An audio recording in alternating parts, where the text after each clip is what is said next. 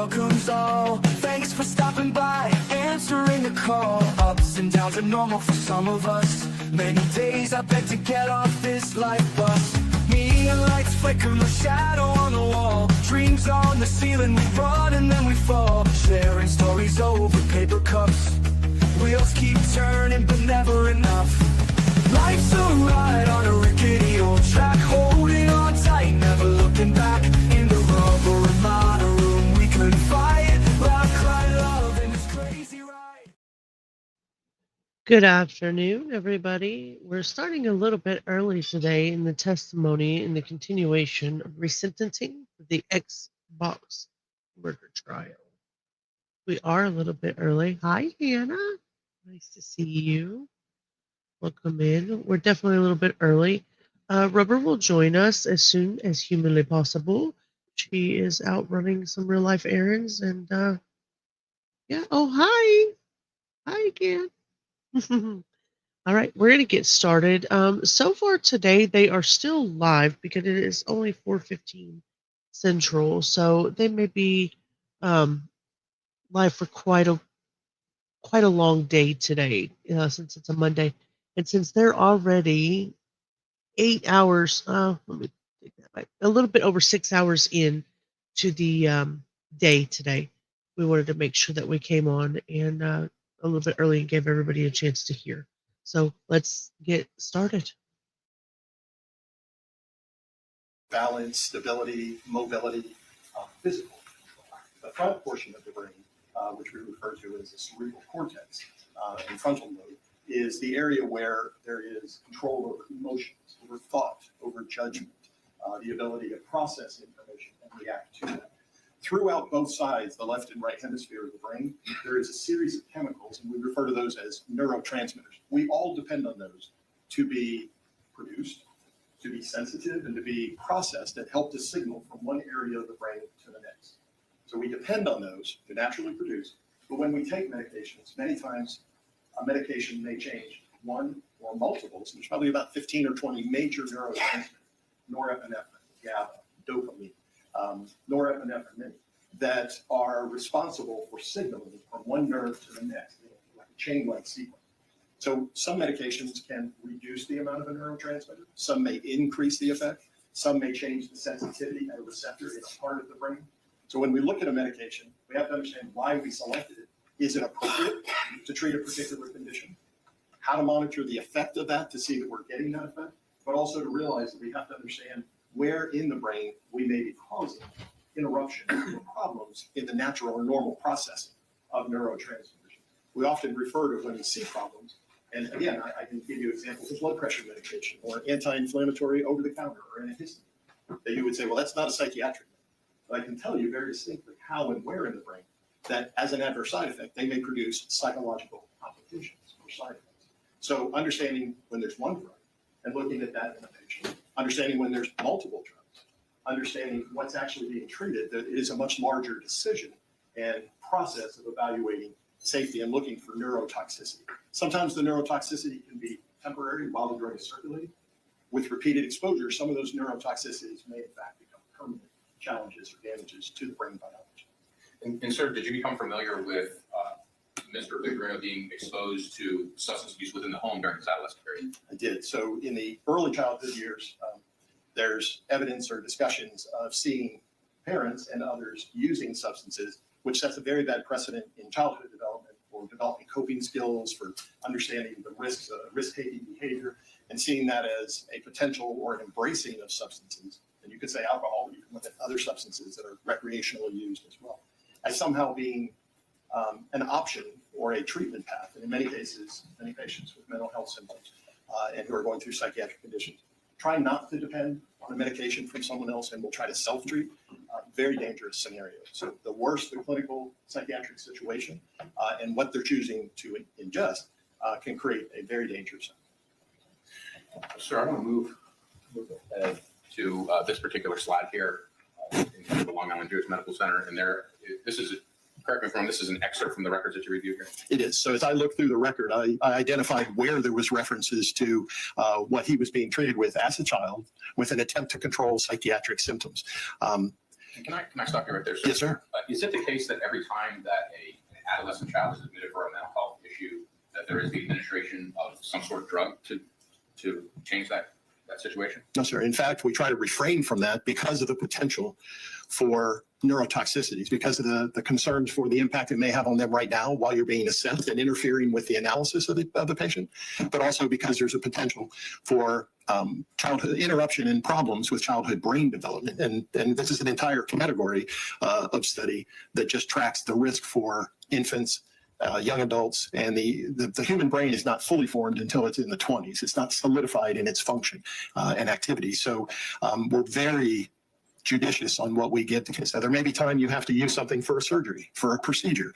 You try to minimize that, and in pediatrics, we try to minimize the dose and the exposure, the amount someone gets exposed to. Doctor, you have the benefit of 4 years of science and advancement. Would you still hold that opinion if you were testifying in 1986 in terms of the judicious nature of administering medication to children in the psychiatric setting? Yes, I trained in the 80s, and it was part of my training then, and there's medications that we're going to look at today that aren't even used anymore. So it's but for what we knew then and the evolution of what we know and understand why not to use some of these. And sir, you've taken the time to put forth some of the medications on this particular slide, and I'd like you to go through them and explain first. Let's just talk about what these particular drugs are. Yes, sir. So writing by healthcare practitioners can be difficult to read.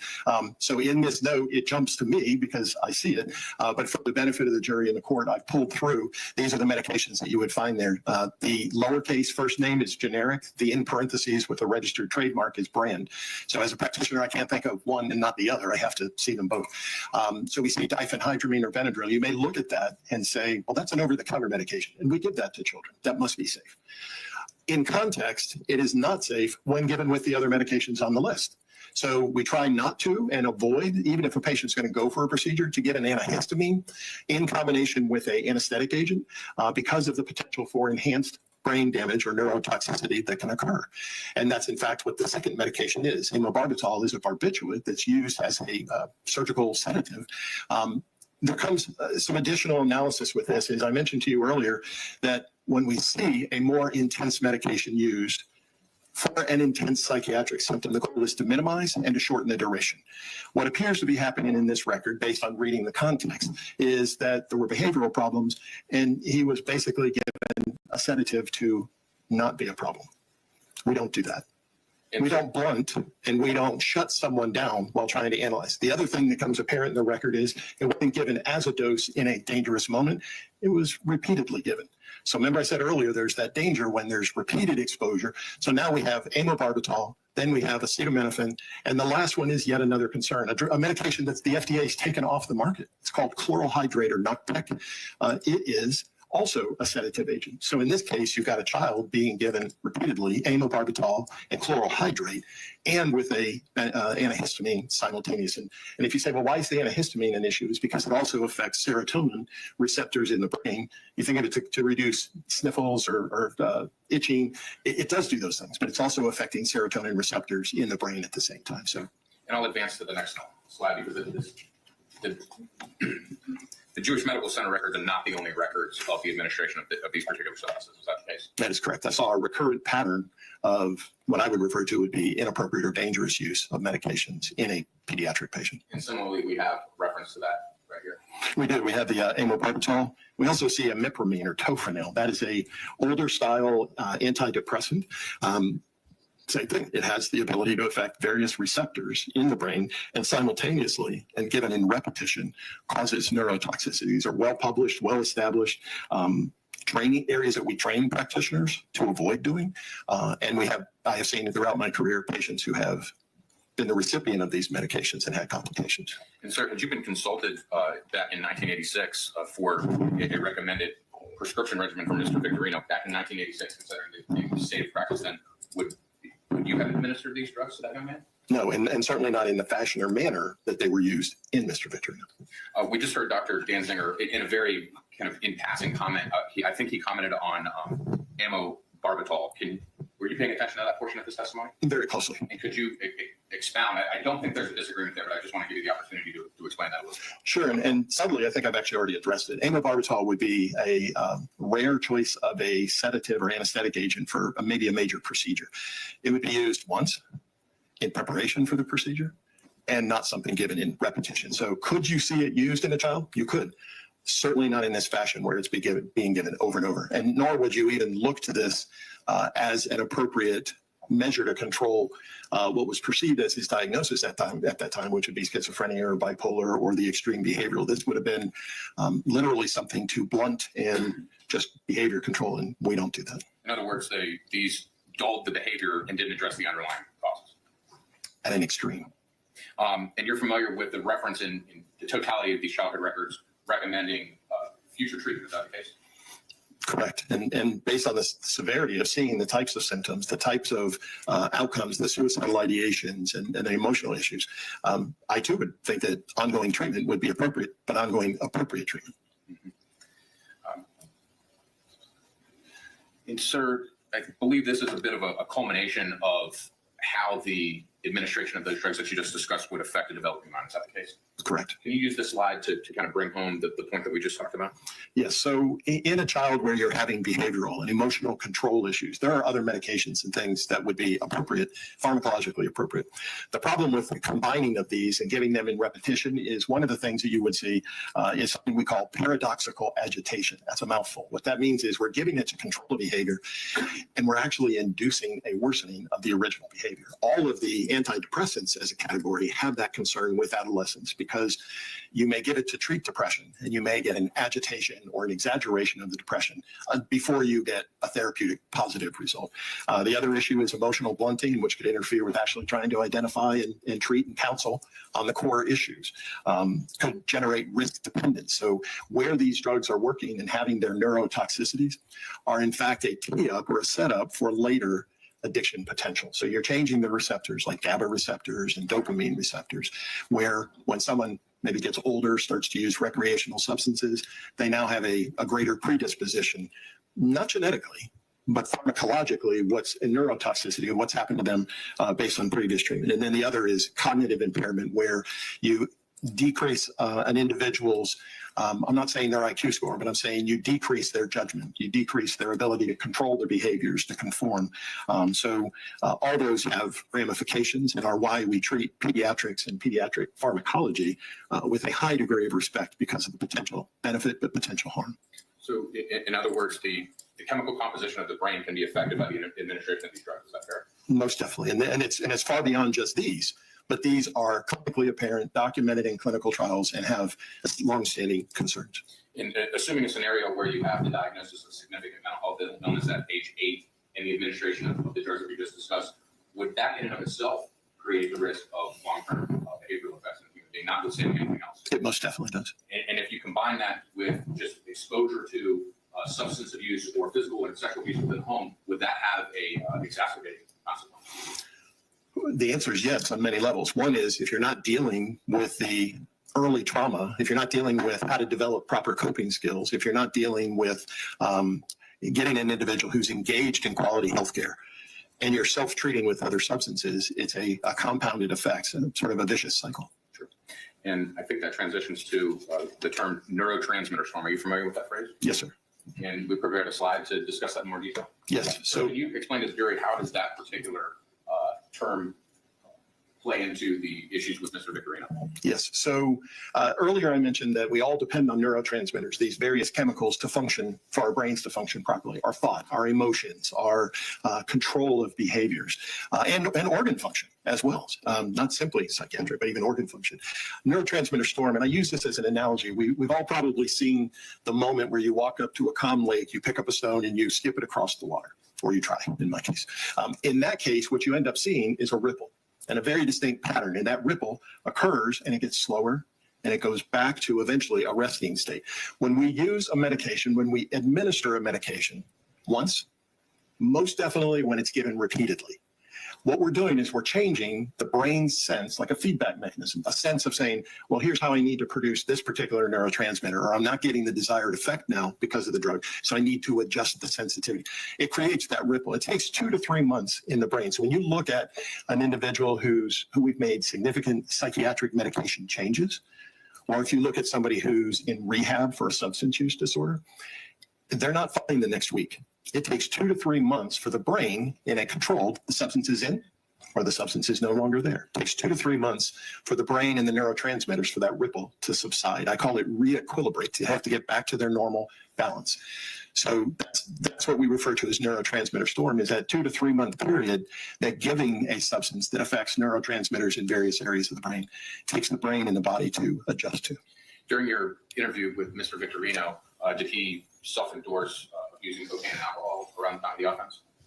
So sadly, it was for teens through 20s, and the answer was yes. One of my primary questions was, what substances, what medications were you being treated with? What substances were you taking, and in what fashion?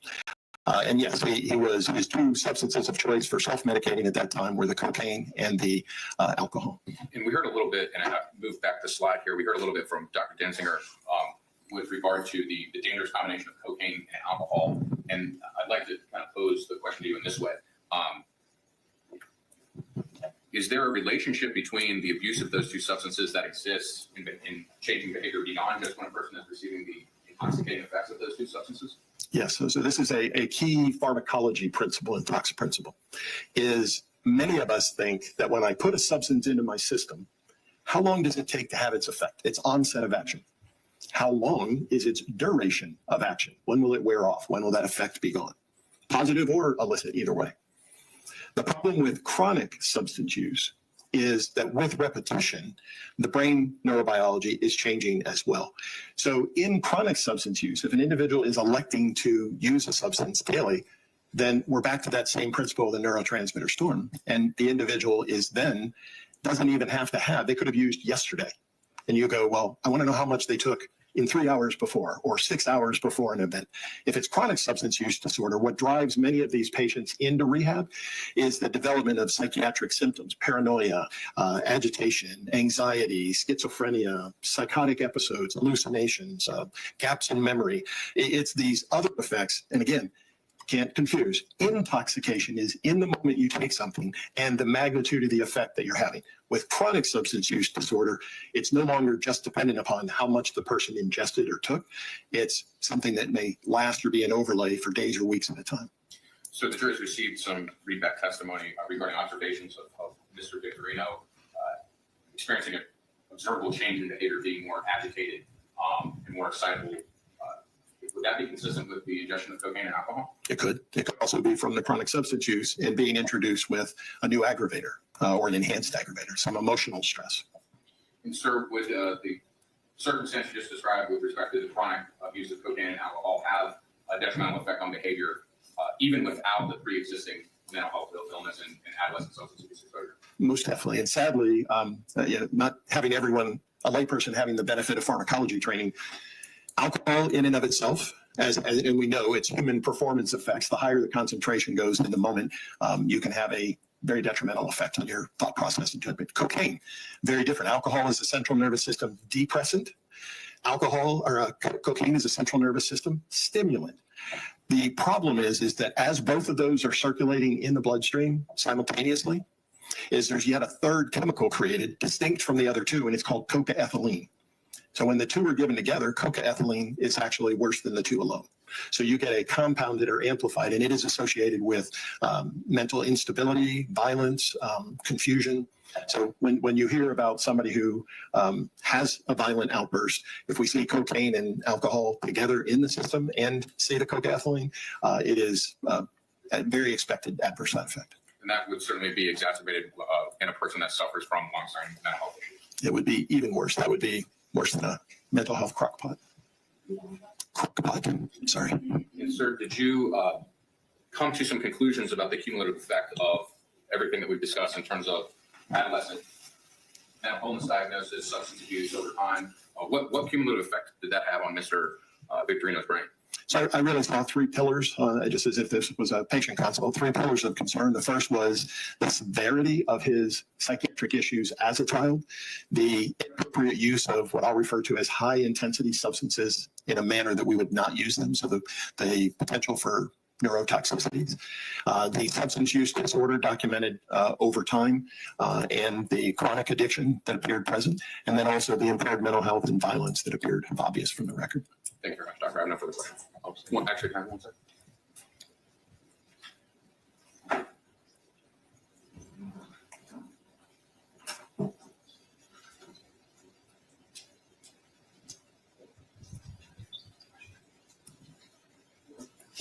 Time to the witness. Mr. Venus?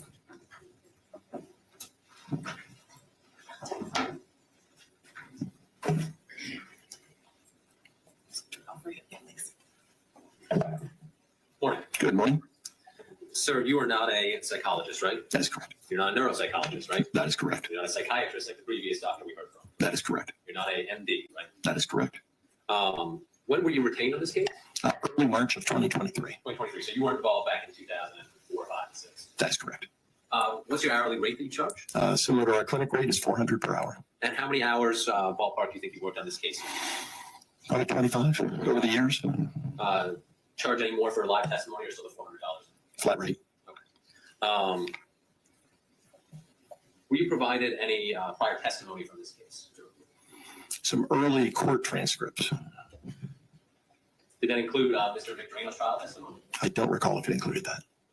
Are you aware that Mr. Victorino, during his trial testimony, claimed he had no involvement in these 6 murders? Yes. A couple questions about the records that you reviewed from Mr. Victorino's childhood.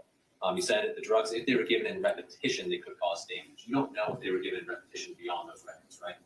I saw them given in repetition in those records. In the records, yes, but you don't know if that continued afterwards.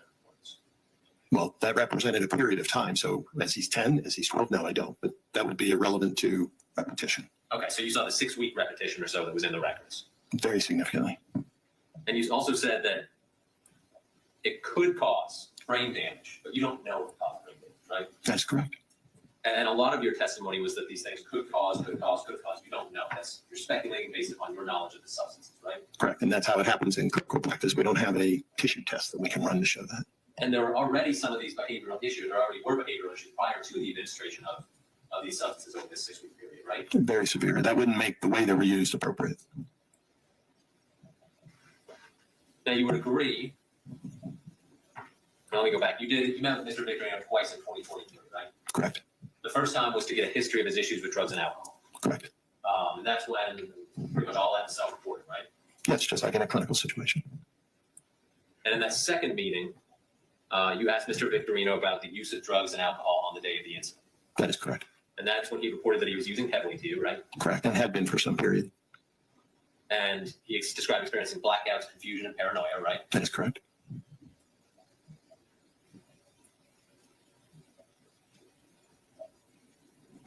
And he indicated to you that, again, self-reporting, they caused him to be more aggressive, right?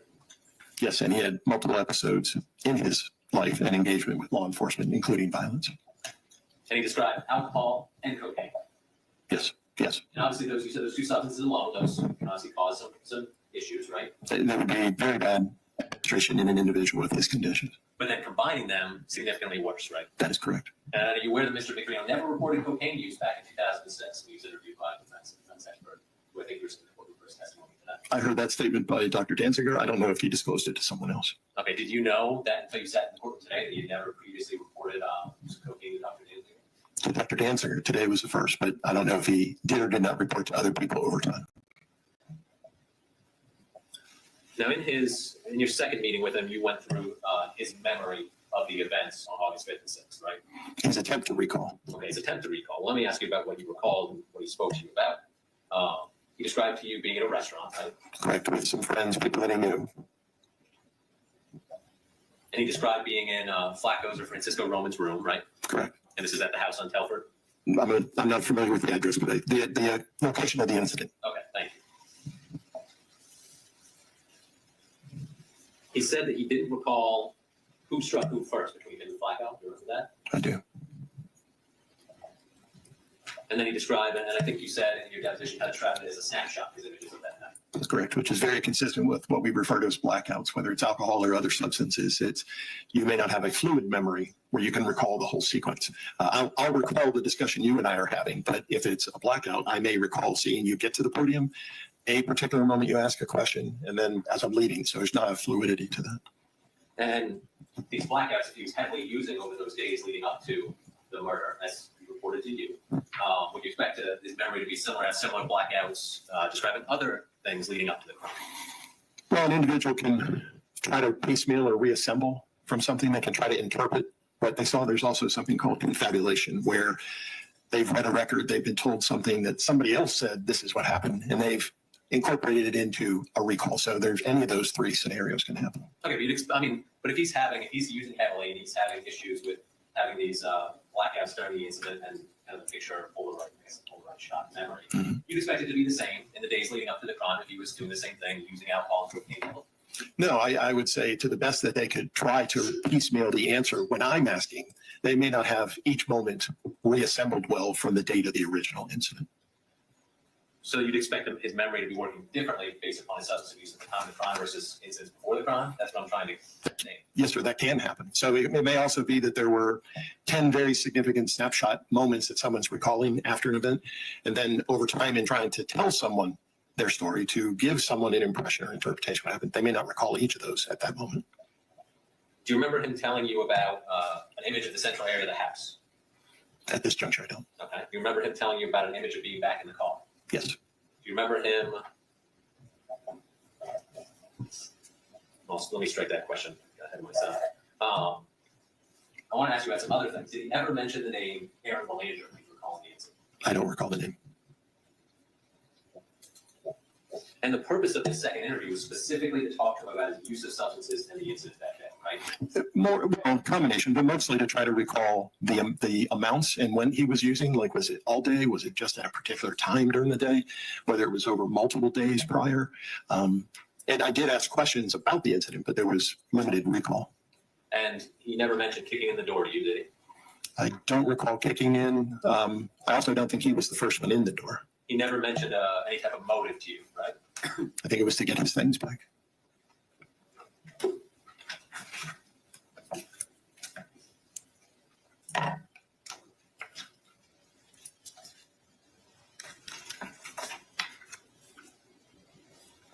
Do you recall being asked in your deposition that, so Mr. Victorino had no plan, no purpose that you could recall? Do you recall being asked that question? I don't, but with regards to injuring someone, I don't think. About the purpose of going into the house. Well, I think it was clearly over multiple days, and including that day was an attempt to go reclaim his things that were being kept from him there. But did he report that to you? Did he report something else that there was no plan? Refresh your recollection, take a look at your deposition. Sure. See the context of how it was asked. Can I approach the witness, Your Honor? You may. I'm just looking at page 9. You can start at the top of the page, but my focus is on lines 10 and 12. Yes, sir. 10 through 12.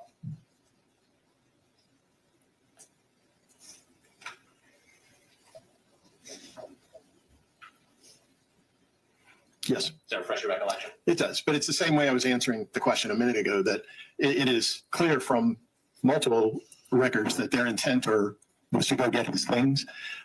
I didn't recall any plan or intent of the interaction that took place. Okay, that's, I know you know about other records. I'm focusing on your conversation with Mr. Victorino. What he reported to you. Same answer. He didn't mention any baseball bats, did he? No.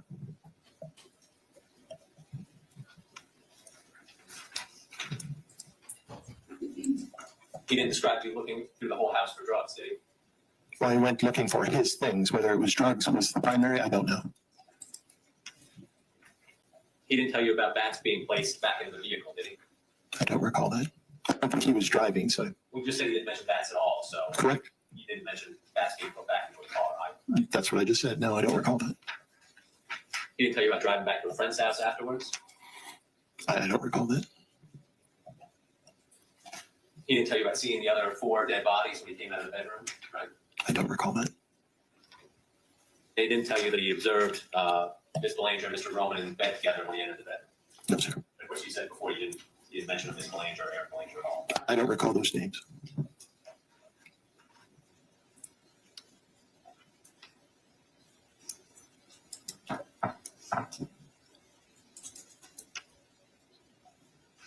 Do you review any DOC records in this case? Department of Corrections. I understand the question. I don't recall receiving any. Okay, so you don't recall whether or not you were shown any records about current prescriptions that the defendant has taken at the Department of Corrections? I did have that, so I must, if that's where that derived from, I must have gotten that. Or it could have been a request from Mr. Victorino as to what he was taking. They were consistent with the medications I heard just shortly ago. Okay, consistent with the ones you heard from Dr. Bates. They are. May I have one moment, Judge? Yes, sir.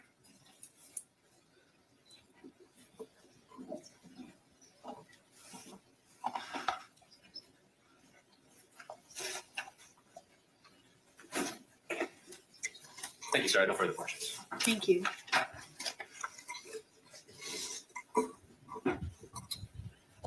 Dr. Buffington, you were asked about the repetition of the administration of these substances in the records that you reviewed. And is it your opinion that the repetition that you saw could have been enough to cause long-term harm in the developing brain of Mr. Victorino? Most definitely. We try to restrict to a one item use. If it's a pre-medication for a procedure, restrict the quantity and the volume used, not repetition. And you've testified a lot about the confluence of all of these things, the pre-existing mental health diagnoses, the administration of these substances, exposure to substance abuse, his own substance abuse, is a byproduct of those things and inability to manage conflict. Very much so. It's a byproduct of that and an inability, a propensity to be more prone to addiction. Absolutely. Behavior that's frenzied, Frenzied, chaotic, loss of control would be easier. correct, impulsivity. So do you have information in this case that's consistent with the arc of the traumatic and substance abuse events that you've seen in his life? Directly compatible. And sir, when you went to interview Mr. Victorino in April of 2023, was your directive from the defense team go and get a moment-by-moment recitation of what he did that day? It was done. What was the purpose of that discussion, sir? Well, there were two. So the first one was doing a chronology of his life. The second was to get additional clarification on substances, alcohol, cocaine. I also think there was some steroid use during that time, which steroids can not only help with bodybuilding or muscle repair, but they can also have emotional instability as well. So it was to try to ascertain what was the involvement of those substances in independent random recreational use, or was it a daily and repetitive use? And it was the latter. Thank you, sir. No further questions.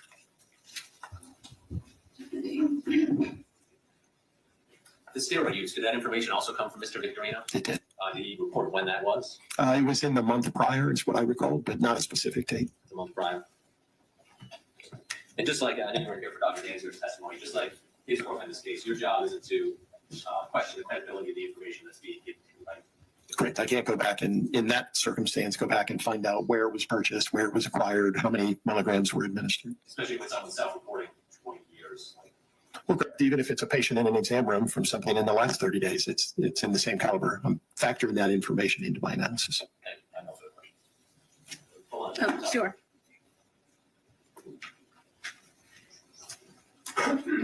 Sorry, Judge. No, it's all right. You did, when you met with Mr. Victorino the second time, you did ask him to tell you everything that he remembered about that day, right? I asked what he could recall. Okay. And you've heard testimony of what he could and couldn't recall, right? All right. Correct. You just weren't asking follow-up questions. You just asked an open, what do you recall about the events of that day? Well, it was a dialogue, but I'm not understanding the question. Thanks, sir. Nothing else. All right, thank you. May he be released? Sir, thank you very much for your time. And then counsel, if y'all can just approach us from a scheduling perspective.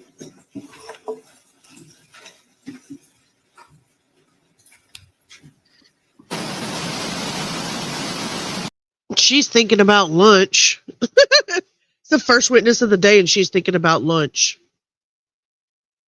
So can you approach regarding a scheduling? Speaking of lunch, I ordered dinner. We're having Mexican food. I know I'm hungry, so I can see why she might be. Is that that's one of the defendants, right? Where I ordered from two different places because I didn't feel like doing anything today. Usually I cook. But my husband is eating a baked potato and a Reuben sandwich, and I am having fajitas with guacamole and refried beans. My son will have enchiladas when he gets out for work. So good place to break for lunch today. So we'll be back at 1:15. Please don't discuss the case amongst yourselves or with anyone else. No independent research was.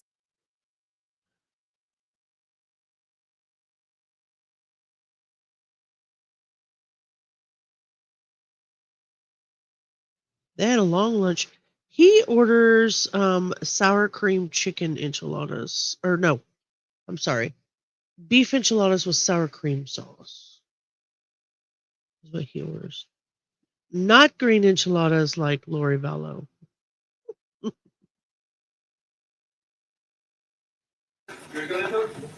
Up, all rise. Back from lunch. Excuse me. Bless you, Judge.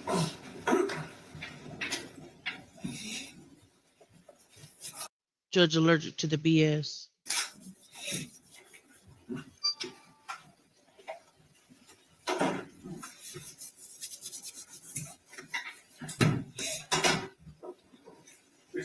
Thank you. Everyone, please be seated. Ms. Simmons? Yes, we call Dr. James Campbell.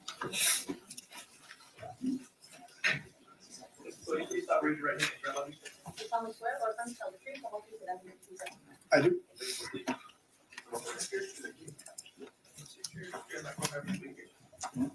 This belong to something? Thank you. All right, good afternoon, actually. Yeah, good afternoon. How are you? Fine, thank you. Let me know when you're all set up, okay? I know you Yep, just one quick moment here.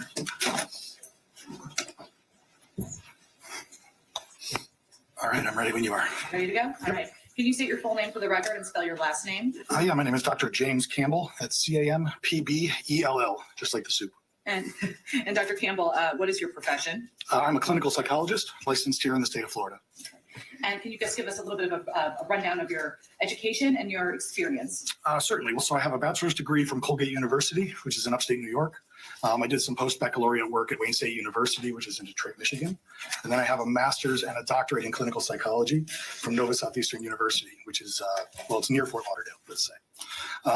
In terms of my experience throughout my graduate studies, I took part in a number of educational opportunities, working with families, working with children, but predominantly my attention was on the study of trauma and the treatment of trauma, PTSD, adult survivors of child abuse specifically.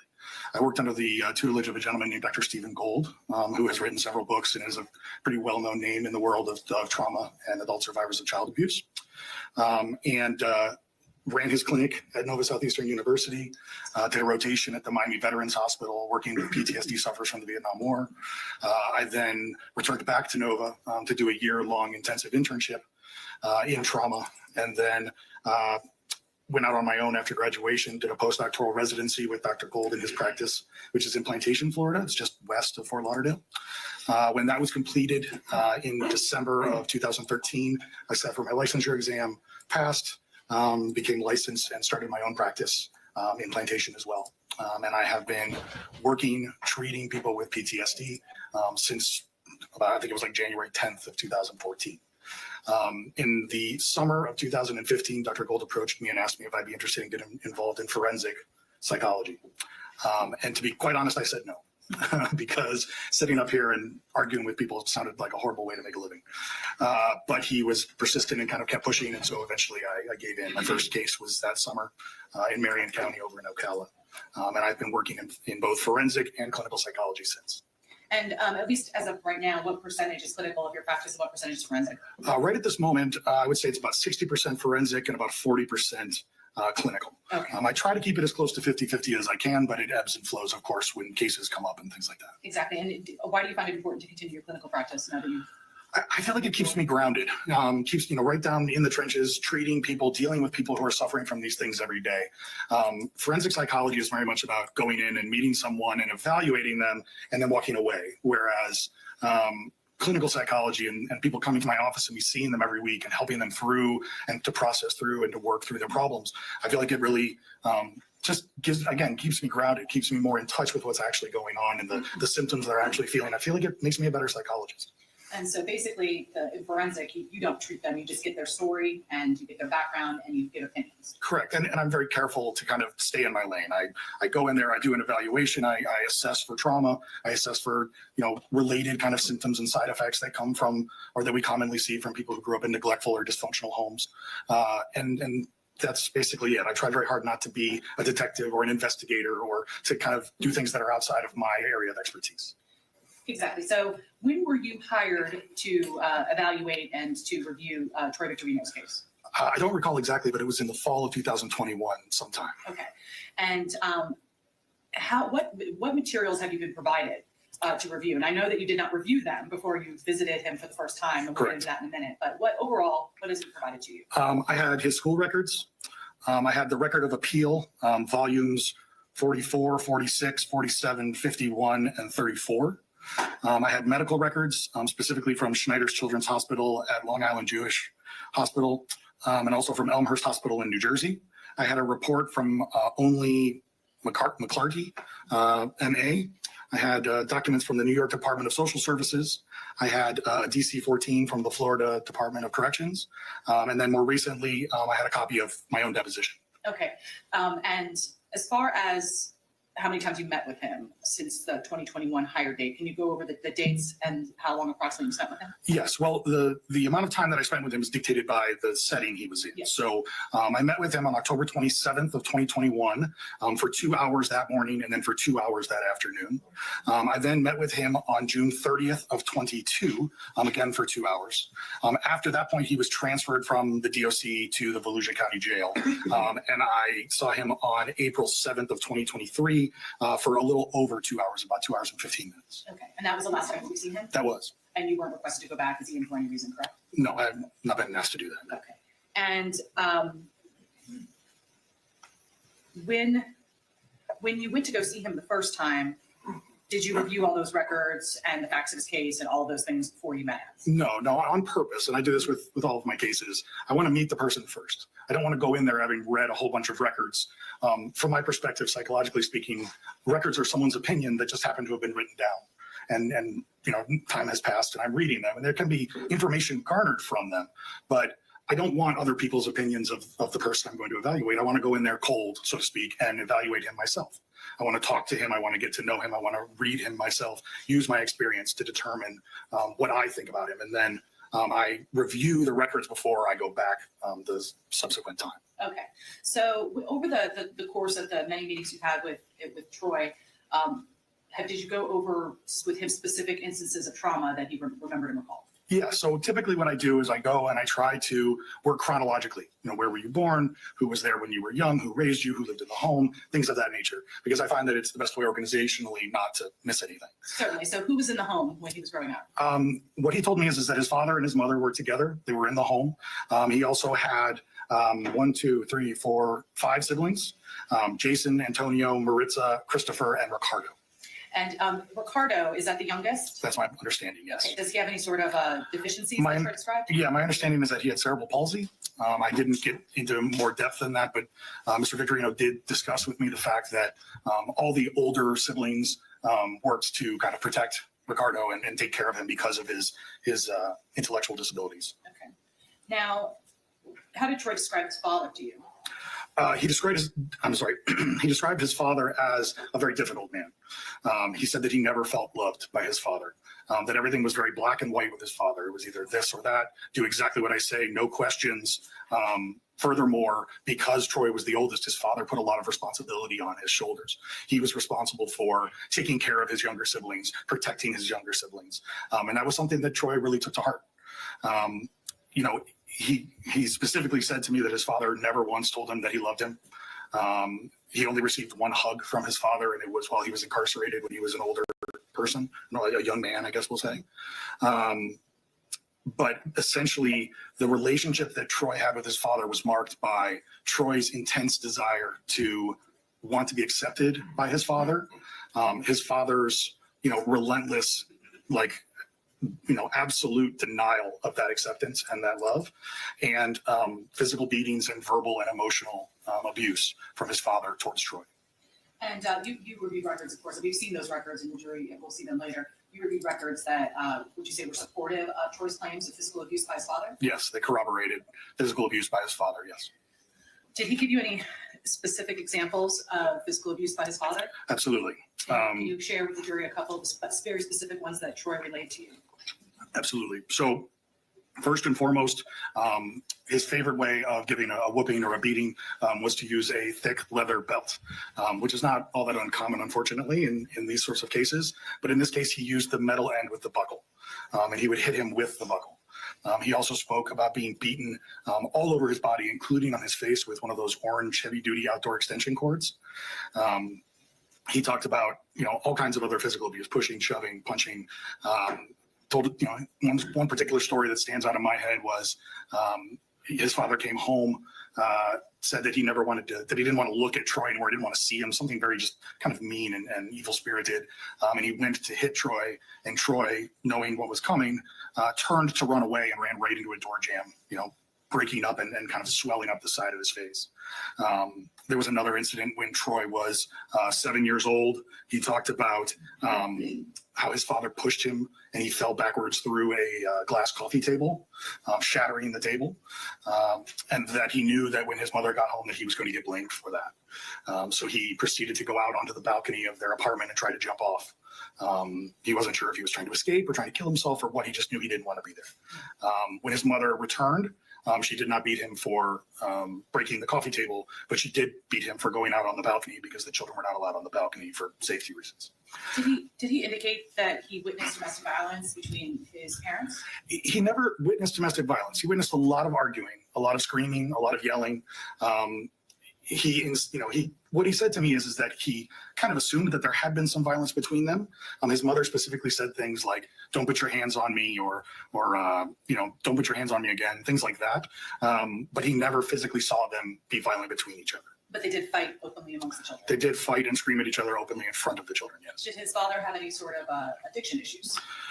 We didn't speak much about his father in terms of substance abuse, but his father was a gambler, and apparently off-track betting was his bet of choice or his gambling of choice. Now, the physical abuse by his father, how long did that persist from the ages that we're talking about, which is like 6 or 7? How long did that last? Essentially, as long as Mr. Victorino was in the home, which was about 15, 16 years old. Until he went to prison. Until he went to prison, exactly. I think that his size was also a factor there. There's a point in most of these cases where somebody gets big enough that the parent can't physically abuse the children anymore. Certainly. And as far as protecting his other siblings, did he ever indicate to you whether he protected them from the father? There was a couple of things that were very interesting from a psychological standpoint about the abuse that went on in that home. Number one is that Troy took to heart very much the belief that he had to protect his younger siblings. And in that case, that even meant from their father. When they would get in trouble, Troy would take the blame to take the beatings so that they didn't get beat. He said to me that he did not believe that his younger siblings were tough enough to take the beatings and that he knew that he had taken them before and so he could take them again. And so one story in particular he told was that he came home and he saw a cheesecake in the refrigerator and the cheesecake had been eaten, like part of it had been eaten. And he said it instantly caused a panic attack in him because he knew that he was going to be blamed. And that's the other thing that is very remarkable about this is that Mr. Victorino, Troy, knew that no matter what happened in that home, he was going to be blamed. He was the scapegoat. He was the black sheep. And so he knew that he was going to be blamed. And so when something would go wrong, it would instantly cause an anxiety response in him. The situation with the cheesecake, he knew that it was his younger brothers who had done it. He had nothing to do with it, but he admitted to it because he knew he was going to get blamed for it anyway. His father beat him, what he described as a savage beating. And then his mother was so upset over the destruction of the cheesecake that she refused to tend to his wounds, his welts, and any bleeding that was a result of the beating that he got from his father. So it sounds like he felt kind of like hopeless in the way he moved through life. Very, very hopeless, very helpless. There's something in psychology that we call learned helplessness. And it's the idea that you learn that no matter what you do, it's not going to work. And so you just stop. You stop trying. You essentially give up. And it's a precursor, along with frustration and things like that, to depression, to self-esteem issues, to self-confidence issues, a lack of belief in yourself. And what is wrong with me? Why can't I make this? Why can't I fix this? And all of that plays into post-traumatic stress as well. I want to talk to you about sexual abuse now. Okay. Did Troy report to you a belief that he had been sexually abused? He did. Can you kind of describe, I think there's 2 instances. There were 2 occasions, yes. And one, he was quite young, correct? When he was young, it's not quite clear exactly how young he was.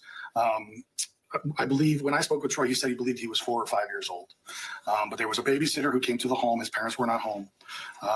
And the babysitter called her boyfriend over to the home. And the boyfriend and the babysitter took off Troy's clothes and then escorted him into the bedroom. And at that point, Troy said essentially that he kind of doesn't remember exactly what happened, which is pretty common for people who've been in traumatic experiences. It is particularly common for very young children who are in traumatic situations. It's called dissociation. And it's essentially the idea that your brain kind of turns off your conscious processing and you just kind of go through the motions. You're on like automatic pilot, sort of. If you've ever been driving on the highway and you feel yourself kind of go into a daze and all of a sudden you look up and you've gone a couple of exits, but you don't actually physically remember driving those miles. We call that highway hypnosis. That's a form of dissociation that happens to all of us every day. It's essentially our brain taking a little nap, or a little break. But in this case, your brain can also put that into effect when it's worried that it's going to be overwhelmed or it's going to experience something that is going to be damaging to it. And so, dissociation is something that's pretty common with people who have PTSD or who suffered trauma. And there was another instance when he was older of sexual abuse by another babysitter, correct? Yes, yeah, that babysitter's name was Christine. And Troy was approximately 10 years old when that occurred. That babysitter came to the home and essentially, by threat, forced Mr. Victorino to perform oral sex on her. And Troy and I talked about that at length. We also talked at length about the effects of that experience on him. She had some sort of cocoa butter lotion on her that is still to this day triggering. And he also talks about kind of having a feeling of being unclean or filthy whenever he thinks about that memory. And he believes that that experiences like that, and that one in particular, but other experiences as well, were the cause of some of his anxiety and some of his kind of OCD symptoms that he experiences today. OCD? I'm sorry, obsessive compulsive disorder. No, he's not. I think you said symptoms like OCD, so you haven't diagnosed him with OCD necessarily? No, I have not. OCD was something that was a term that he used to describe himself and his own anxiety and his own kind of tendency to organize things to make his anxiety feel better. Okay. I want to go back now that we've discussed the sexual abuse that he reported to you. Did he report suicide attempts to you? He did, yes. Can you describe in more detail his first suicide attempt that he reported to you and his age? Yes. Well, his first suicide attempt that he reported to me was when he was 9 years old, and it happened in his school, in his elementary school. The abuse at home and the verbal abuse and feeling unloved, all of that had already been going on at home. He was at school, and there were some people at school that were picking on him. He went to the teacher to tell the teacher about it, and the teacher essentially said, "I don't want to hear it," which he saw as a rejection, very kind of invalidating to him. And it was something that he just couldn't handle. So he went to the blinds in the room, wrapped them around his neck, and tried to hang himself using the blinds, the cord on the blinds, in his classroom, schoolroom. This led to him being hospitalized for his own protection, what we in Florida would call a Baker Act. And then which was its own traumatic experience, if you can imagine, a 9-year-old being in a hospital room all alone, strapped to a bed, getting drugged, getting needles, things of that nature. He spoke specifically about getting dropped off by his parents and them not really explaining what was going on, not really giving him any information about what was happening. And he spoke about yelling at them down the hallway, specifically his mother, down the hallway, to come back and to get him, and that she didn't even look back. She just kept walking. That was a hospitalization where he was left after 6 weeks? No, this was the first hospitalization where he was left there for 72 hours or so. It was a psychiatric hold. He was then picked up by his mother and transferred to a second hospital, again with very little information, and abandoned again at that hospital in New Jersey. That was the Elmhurst Hospital. That was the one in which he stayed for 6 weeks. Yes, okay. And as far as his experience in the hospital, when he was there, can you describe how he described that to you, his feelings when he was there? Well, the second hospital, he said, in terms of his treatment from the staff and things like that, was much better. He wasn't strapped to the bed. He didn't feel like they were over-drugging him, things of that nature. But what did happen was that there were many other children there, of course. And a lot of those children were visited on a daily basis. In this case, Mr. Victorino was only visited once a week, and only by his mother. His father never came to the hospital to see him. He also spoke about the other kids in the hospital having toys, having their families bring them clothes, having, visitors and gifts and people coming to try and make sure that they felt loved and felt special. And he did not feel loved or special. In fact, he told me that the minute that he was put into that hospital, that it proved to him once and for all that his mother did not want him, and that's the way he felt, and that he felt like that the rest of his life. Did it develop trust issues behind that once he was released from the hospital? Well, the trust issues run deep. He tried to talk to his teacher. They didn't want to hear it. He tried to talk to his parents. They didn't want to hear it. He went to the hospital. They didn't help him. So, again, lessons learned by Mr. Victorino was that people didn't care about him and didn't want to help him, didn't want him around. And that was a lesson that he learned very well, and something that's very well ingrained and conditioned into him as a human being. Did he have issues that resulted, especially from the abuse and the hospitalization, of hypervigilance? Yes, well, hypervigilance is kind of the predominant symptom associated with post-traumatic stress. In this case, once Mr. Victorino returned home after his hospitalization, he became very focused on the fact that they were going to come back and get him. He was very worried about that. He had difficulty sleeping. He would keep weapons in his room to try and protect himself so that he could fight them off if they came to get him in the middle of the night. Prior to the hospital, he said that he slept fairly well. But after the hospital, he said that he slept in 1 to 2 hour kind of chunks throughout the evening, which is not uncommon for people with trauma histories. But what it also did was it alerted him to the fact that his father was in the habit of leaving in the middle of the night and going out to gamble. Once all the kids were asleep, his father would go gamble. Mom worked nights, dad was home alone, dad would leave. When Troy heard that door open and close, he didn't realize that it was his father leaving. He thought it was the people coming to get him. And so then he would be up for the rest of the night, sitting sentry, trying to protect himself, trying to protect his siblings. And essentially it made him a bit of a zombie in school the next day because he hadn't gotten any sleep. I want to kind of go from there. So this is, I don't know, he's like 9 or 10 years old. You've given us some specific examples. As he got older and they moved to Florida, did he have other suicide attempts? He did, yes. Can you kind of talk about what he told you about those? Yes. So first of all, he spoke about slitting his wrists or attempting to slit his wrists for the purpose of committing suicide. He said that this occurred around the age of 14 and at least 3 or 4 times. The scars on his right wrist, which I saw when I was there, go across like this. The scar that's on his left arm, which I just saw today, is more of kind of a diagonal up his arm, but clearly an attempt to go long ways up his forearm instead of across. He spoke about trying to drink himself to death after his first time in prison, when he was living with his father after his release at approximately 19, 20 years old. And he also spoke about an attempt to overdose with the prescription drug Xanax when he was in his 20s.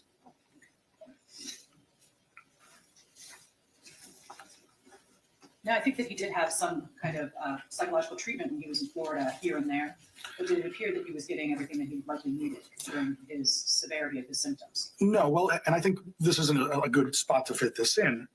In terms of my clinical practice, I specialize in treating trauma. It's on my website. The other psychologists in the area know that this is what I do. The majority of the clients that are in my therapy practice were referred to me by other psychologists. They were in therapy with the psychologist. They were treating depression or anxiety or something like that. And issues of trauma came forth. At that point, those therapists said, this is not something that I'm qualified to treat. Let me refer you out. And they called me and I took them on as a treatment provider. So it kind of demonstrates to you that trauma is a specialty area. It's not something that every psychologist that you walk up to can handle and handle effectively. So while Mr. Victorino has had some psychological treatment while he was in the hospital, while he was in the DOC, while he was in the public, he never received any specialized trauma care. He never received any trauma-focused therapy that would actually help with the issues that he needs help with. Exactly, and he kind of tried to self-medicate himself, starting at a pretty young age, his young teenage years. Yeah, he reported that he started drinking alcohol around the age of 13 or 14, that he drank specifically to get drunk, that he was basically trying to numb himself from the anxiety and the worry that he had. And as he's getting older, he's getting larger, right? Did he talk to you a little bit about how his size has, at least how he perceives people seeing him? He talked about his size being a problem from his entire life. As a child in grade school, he was always bigger than everybody else. This made him, a target for people who wanted to kind of make a name for themselves. It also, made him, people would essentially assume that he was big and physical and angry and mean and things of that nature. He talked about being a teenager and walking through a grocery store or a drugstore and having mothers reach out and grab their children and pull them back as he walked by. And all of these things coupled together with the way he was treated at home, it really did a number on his mental state in terms of his self-esteem and his self-confidence. You know, what's wrong with me? Why is everyone afraid of me? What did I do? Like, I didn't ask to be this big. And it really affected his self-esteem, his self-confidence, his belief in himself, and his worldview, the way that he sees, the way that he fits into the world around him. And as far as, you know, as he's getting older, he obviously starts getting into some legal trouble because of juvenile delinquent, things like that, correct? Correct. And he is eventually, after quite a few juvenile cases, he's eventually charged as an adult. Correct. I want to talk to you about the impact that even Troy has discussed with you about being institutionalized in kind of an adult facility when he was 16 and what that did to him and what he experienced. Well, he spoke specifically about that first prison stint, which was from 16 to 19 approximately. Years of age, not like. Yes, years of age, not length. Yes, his age, 16 to 19 years old, and talked about being in the Central Florida Reception Center for 3 months before he was transferred to a prison, having to fight his way out of several sexual assault attempts. There was evidence of him being stabbed while he was in there. Again, the biggest guy in the rec yard draws attention, and people were drawn to him to make a name for themselves, to put him in his place, or to potentially use him for their own good. That's what he expressed to you was going on. Exactly.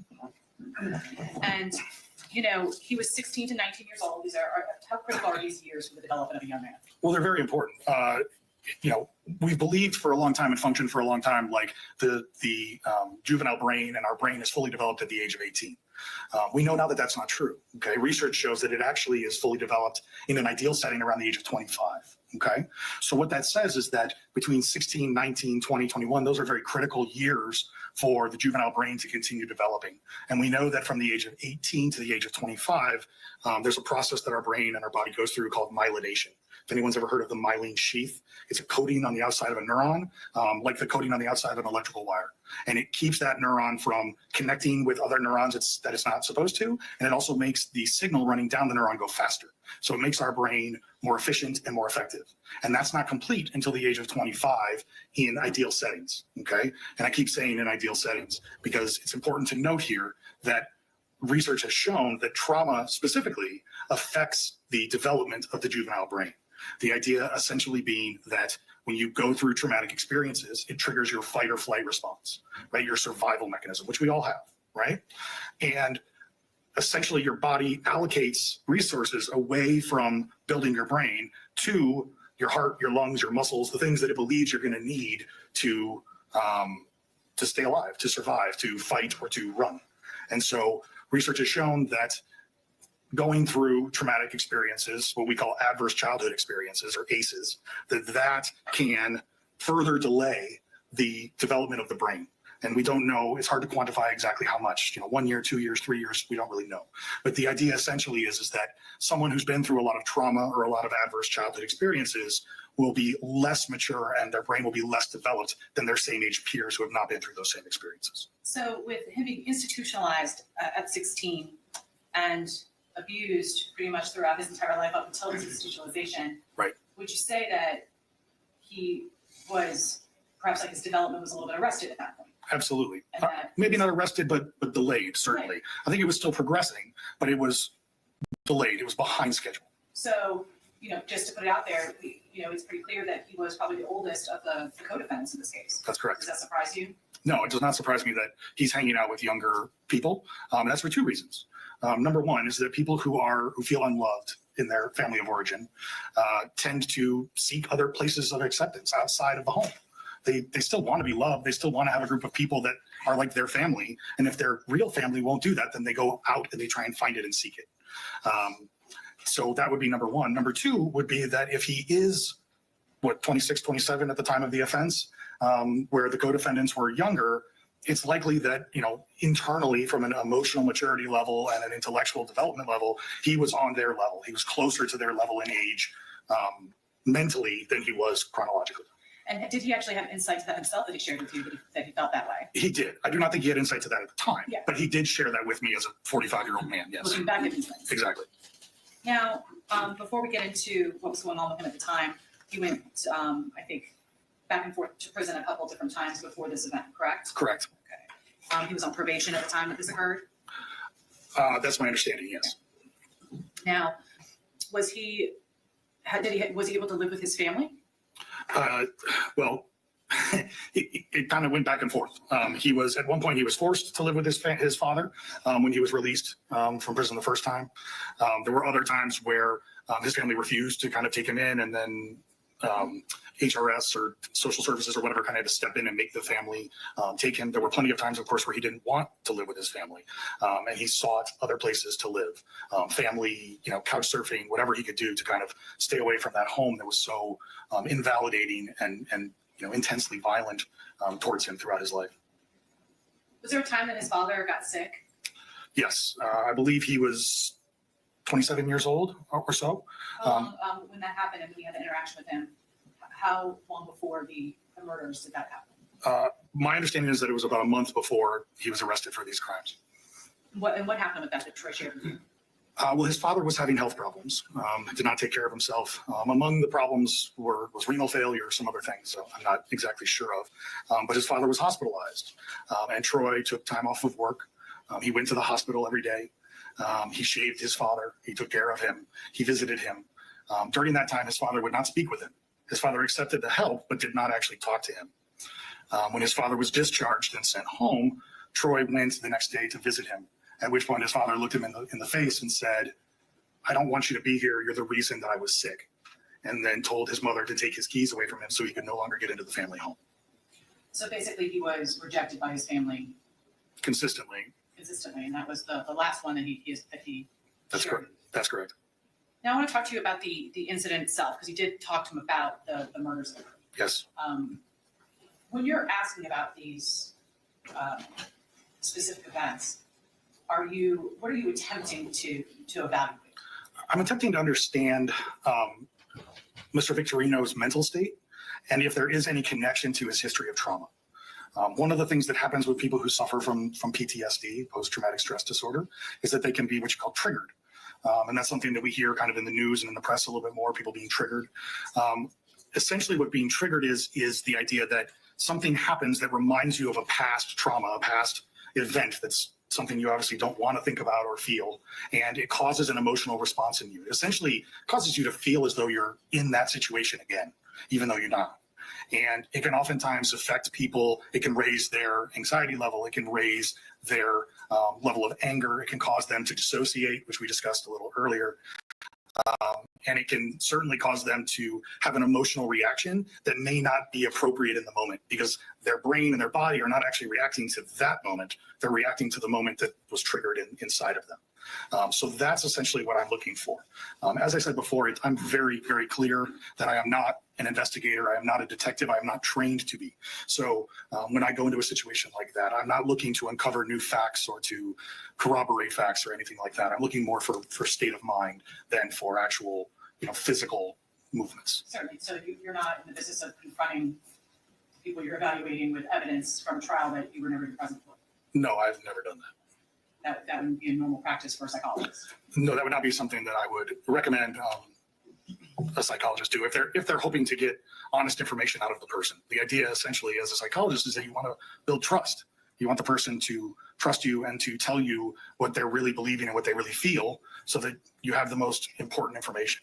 Is that why you didn't talk to him about the specific events until like maybe your third meeting with him and not necessarily the first time you meet him? Yes, I didn't talk to him about it the first time. I had intended on talking to him about it. Keep in mind the first and the second time were on the same day. So I had intended to talk to him about it the third time. However, when I saw him the third time, he was very emotional. He was very upset. He was openly crying when I walked in the door. And I asked him kind of what was up. Why are you crying? I haven't even, asked you any questions yet. And he told me of the psychological issues that he had been having since our last meeting. That essentially over the course of his life, he had worked very, very hard to put away all of those memories and all of that trauma and all of those things. And that he worked very hard not to focus on them and not to think about them. And that when I came and asked him to tell all those stories again, it brought it all back up again. And it brought back a lot of the symptoms and things that he had kind of managed to settle down. And that he was very distraught about it. and that he was very worried about what that third meeting would be like, whether I was going to make him relive all of those stories over again or not. So the third meeting, again, was time limited by the prison, but I spent a good deal of the time calming him down, assuring him that, we were going to move forward and talk about new things. But it was not appropriate at that time for me to ask about the incident itself. And so it did actually get discussed during our fourth meeting. Okay. However, would it be accurate that on the first time that you met with him, I think it was in 2021 sometime, It was October, I believe. that he indicated that he was remorseful, but just didn't give specifics? He did. He spoke about remorse. He spoke about feeling remorseful and shameful the instant he left that house, about not being able to look his co-defendants in the eyes, about throwing up when he got out of the truck when they dropped him off at home, and that he had a very difficult time with it emotionally after the fact. Yes, And that he also shared with you that he regretted lying about it. he did. Questions leading? Sustained. Did he tell you anything about how, let me think about how I can word this, since you already heard the question. Did he tell you whether he was truthful or not in the beginning? He admitted to me that he had not been truthful with the police or in his trial, that he had denied being there and denied being involved. We spoke about why that might have been, and it goes back to something that we have already discussed, which is his distrust of authority figures, his distrust of the police, his distrust of the court system, all of those things, and the fact that whenever in the past he did speak up, nothing ever came from it. And in many cases, when he spoke up, like at school, and then they called social services, he actually got beat by his father for saying something. So that just reinforced and kind of encouraged him to hide the family secrets and to keep things inside. And he believed that this was one of those situations. He did talk about feeling remorseful, wishing that he could take their place, and things of that nature, about, basically thinking about it every single day of his life. The fact that he took part in that event and that he did feel remorse for it. So specifically, did he say why he went to the Telford house? He said there was two reasons. Number one was that that he had been to the home before, that he knew that there were drugs and money in the home, specifically in the garage. But he also spoke about the fact that there were possessions of his that the people in that home had, specifically certificates from his time in prison that he had earned, and trophies and awards and things like that he had earned from elementary school that were his, that were dear to him, that had been stolen previously. Did he admit to having a bat? He did. Did he admit to hitting individuals with that bat? Yes. Who? A person by the name of Flacco, and a woman who was in the bed with that same individual. Erin Belanger. Yes. Did he admit to seeing other people after they were deceased? Yes. Did he admit to what happened? What did he tell you about after they left the house? What happened? He spoke about, as I kind of touched on this earlier, but that one of the members of the group gathered all the bats and threw them in the back of the truck, that they got in the truck and they left the home, that he didn't talk to the individuals in the truck as they left. He didn't even look at them. When they dropped him off in front of his house, he got out of the car. He didn't say anything. He vomited and essentially went in the home, and he was picked up about a day later. Did you follow up to get more specific detail about the hours before this happened and the hours after, or was it just kind of like what you just described, basically?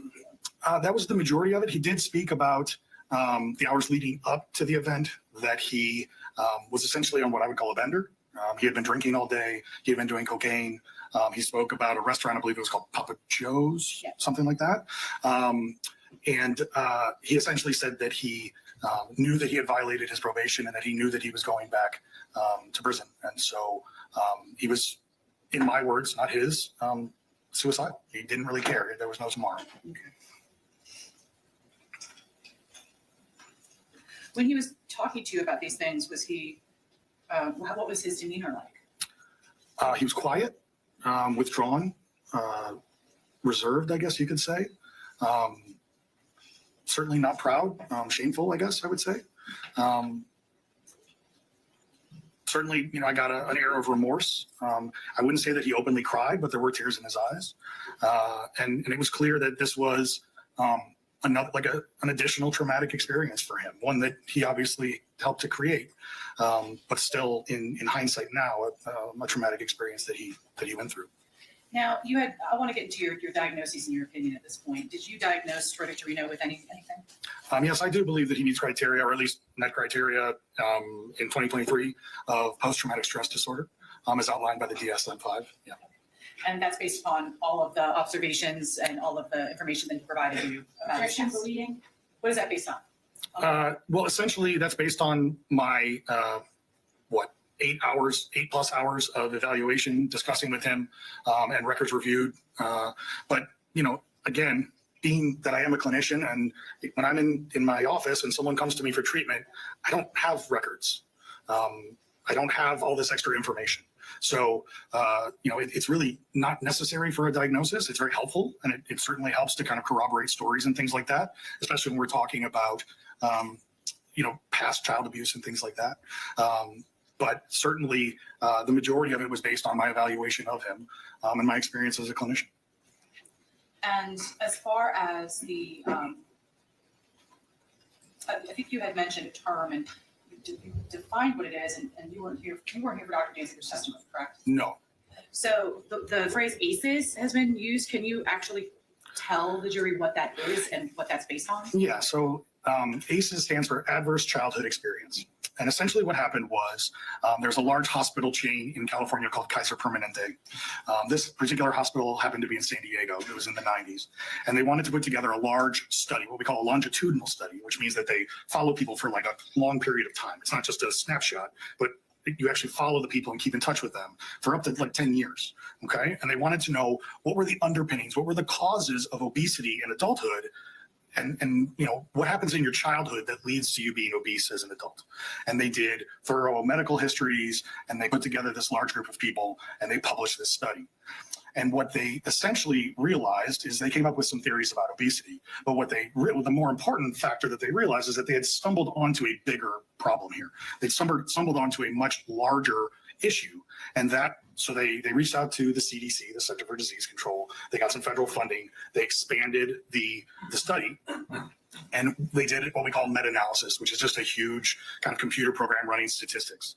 And they were able to make a connection between people going through one of 10, or going through any number of 10 adverse childhood experiences, what I would call traumatic experiences, during their childhood, before their 18th birthday, and them having emotional, psychological, and physical problems later in their life. So the 10 things that they identified were physical abuse, sexual abuse, verbal abuse, physical neglect, emotional neglect, divorce, domestic violence in the home, someone with mental illness in the home, alcohol or drug use in the home, and someone in the home going to prison. Any one of those 10 things occur before the age of 18, there was a connection, not a causation, but a connection correlation, I would say, between those events and people later in life experiencing a very large number of issues. And I won't be able to name them all, but to give you just an idea, cardiac disease, back problems, increased use of alcohol, increased use of drugs, shorter life expectancy, increased chance of mental illness. The list goes on and on and on. Liver problems, all kinds of things that they were able to connect. And at the time, when they published this study, they weren't able to kind of put the causation and understand what it was. Since that time, that data set, because it was funded by the federal government, has been open to all other researchers to access and to run their own statistical analysis on. And they have continued to dig into it. And what they've essentially found was that there's a connection between the amount of stress that people go through before their 18th birthday and these problems later in their life, right? And it makes sense if you're talking about back problems or heart problems or high blood pressure, things like that. Those are stress related, right?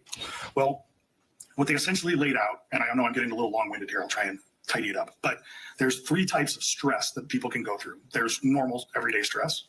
Then there's something that we call abnormal stress, which is a family member passing away, getting into, some sort of other kind of problem, maybe a pet passing away, an altercation at school, something like that. It happens. It's not an everyday occurrence, but it's not necessarily something that's going to cause any damage or any pathology to the person.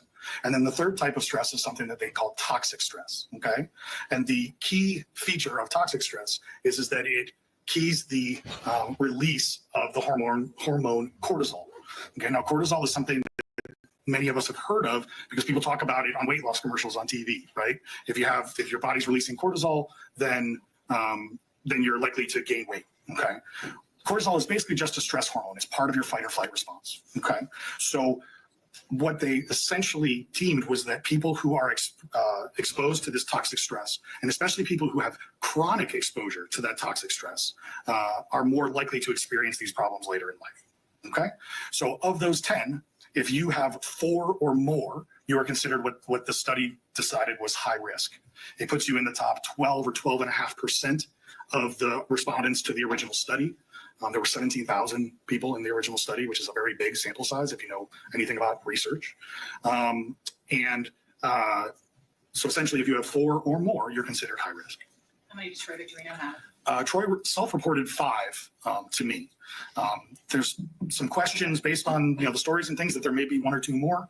We spoke about the domestic violence that he never really saw, but there was a lot of arguing if possible, things of that nature. But we have 5 for sure that he has self-reported. And obviously, not everybody who has 4 or more is going to commit a violent offense of this nature. Absolutely. So it's something that helps explain perhaps why you would behave in a certain manner. It explains, it explains the level of stress that he went through between the ages of 0 and 18. And this is, like I said, this study, he's in the top 12.5% or less. This study has actually been replicated 45 times at last count all over the country with similar results. So from my perspective, there's 2 great values to the ACEs. The first one is that it has a questionnaire, and on that questionnaire there's writing that specifically lays out, was your mother pushed, shoved, choked, hit, whatever. If you walk in and you ask people, were you abused? You're going to get a whole bunch of different answers. If you say, did someone ever hit you? Did someone ever punch you? Did someone ever push you? It's a very concrete thing that everyone understands. So it gives you a standard definition for the use of those terms, abuse, verbal abuse, things like that. The other part is that it does give us a representation of just how different or extreme the life experiences that Mr. Victorino went through were compared to the general public. 12% versus the other 87 or 88% of the population. He was over in the 12%. This is not just your run-of-the-mill, spankings and things like that. This is above and beyond that. And after reviewing, of course, the results of the ACEs for Troy, as well as all the documents and all of your interviews, do you have any sort of opinion about his state of mind at the time of the offense? Well, I know for a fact that at the time of the offense, he was in an emotional state that was traumatic enough or triggering enough that his memories of the event are fuzzy. And that only happens again as a dissociative process. It's brought on by extreme anxiety, extreme emotion of some kind, anger, fear, whatever. So I know from his self-report that is something that he was in a heightened emotional state, and that certainly affected his behavior on the day in question. Just one more moment. You all enter the witness.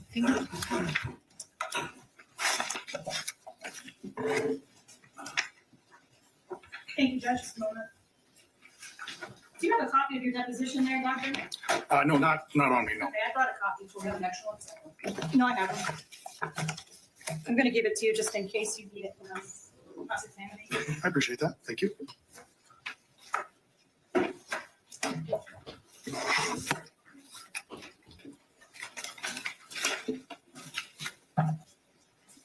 How about your notes of the different evaluations? You have those? I have my notes, yes.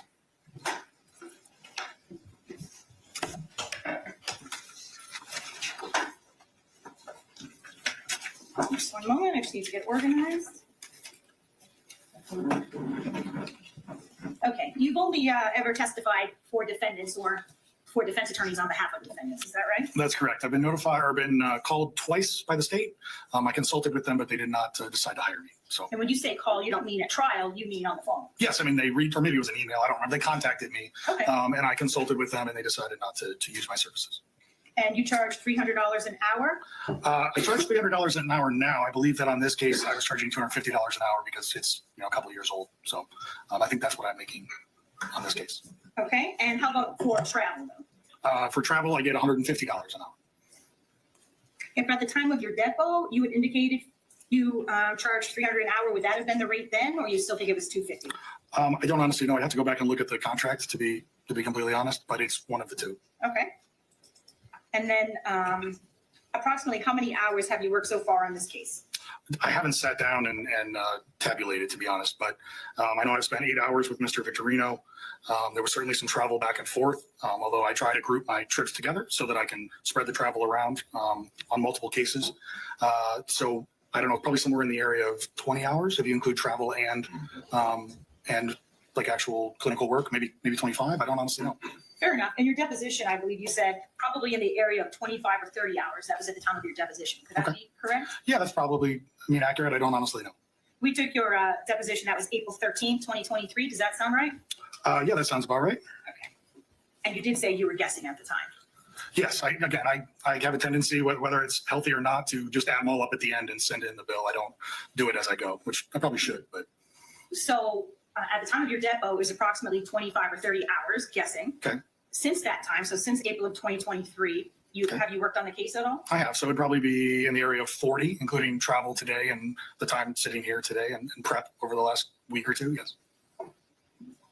Now, you testified a bit about the brain on direct, is that right? A little bit, yep. You're not a neuropsychologist, right? No, I'm not. Are you board certified? No, I'm not. Have you tried to obtain board certification? No, it's not really something I'm interested in. Now, the defendant at the time of the murders, he was 27, right? I believe so, yes. Other than reviewing the records you mentioned, there are no other records that you reviewed? Right, the records that I reviewed are the ones that I mentioned earlier. I haven't seen anything else. And you only interviewed the defendant, correct? Correct. Victorino? Correct.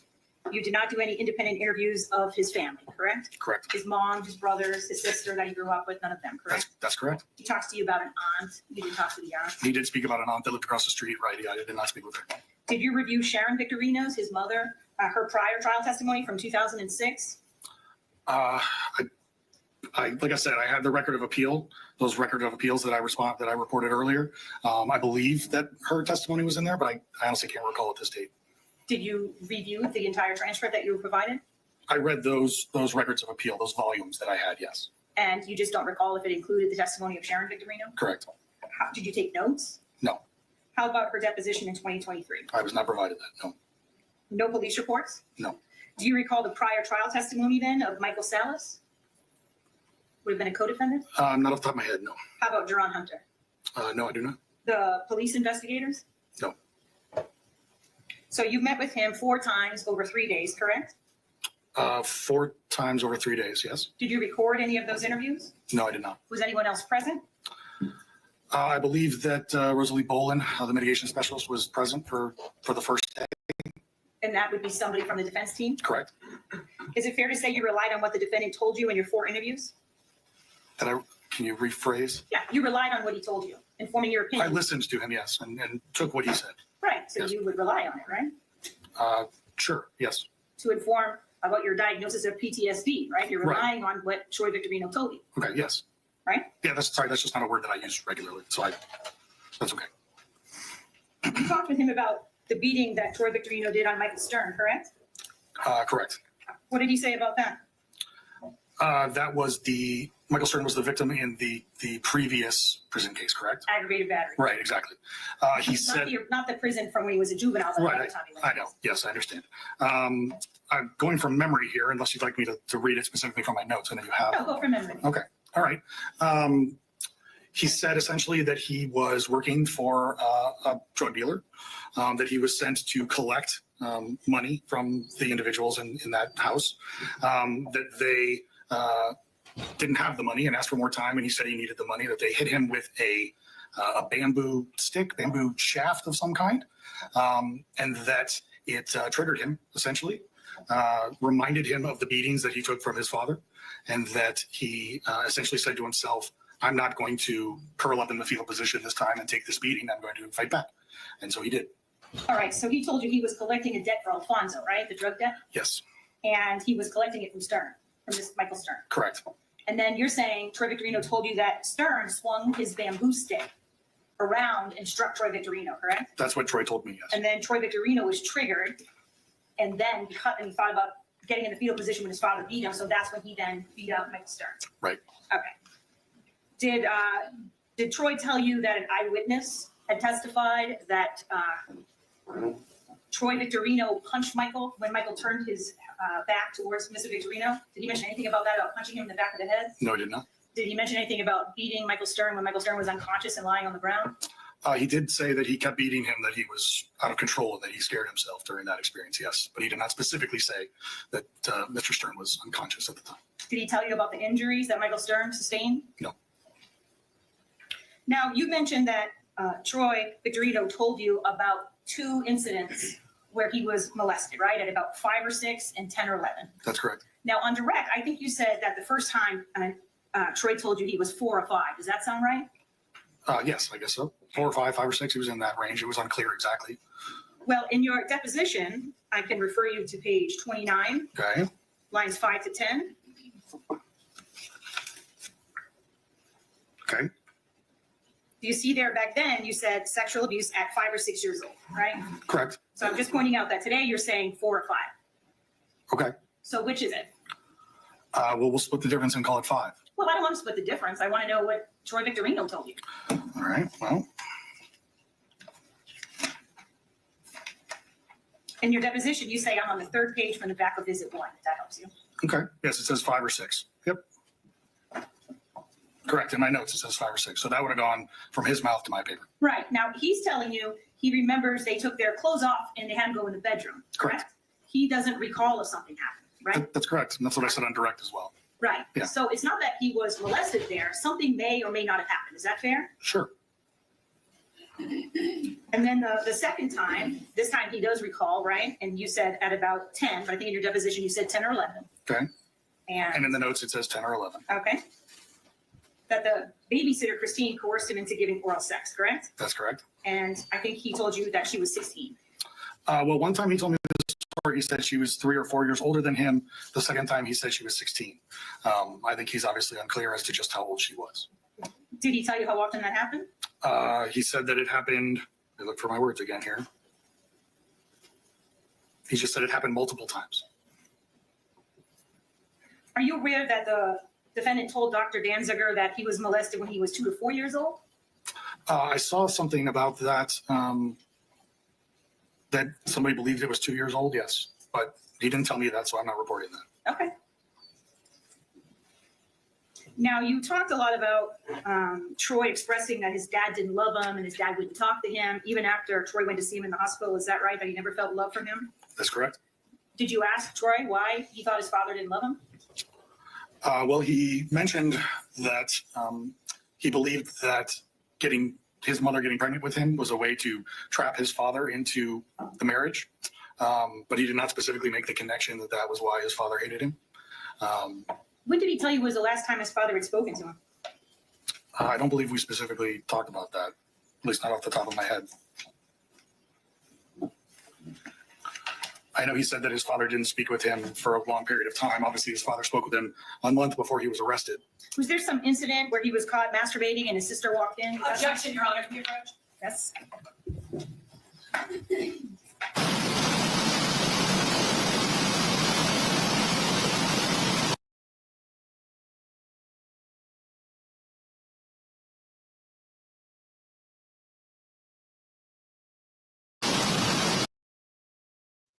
Oops. Yeah.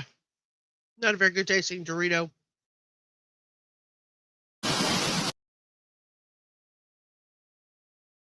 It was chaos for the family. He stole the family car.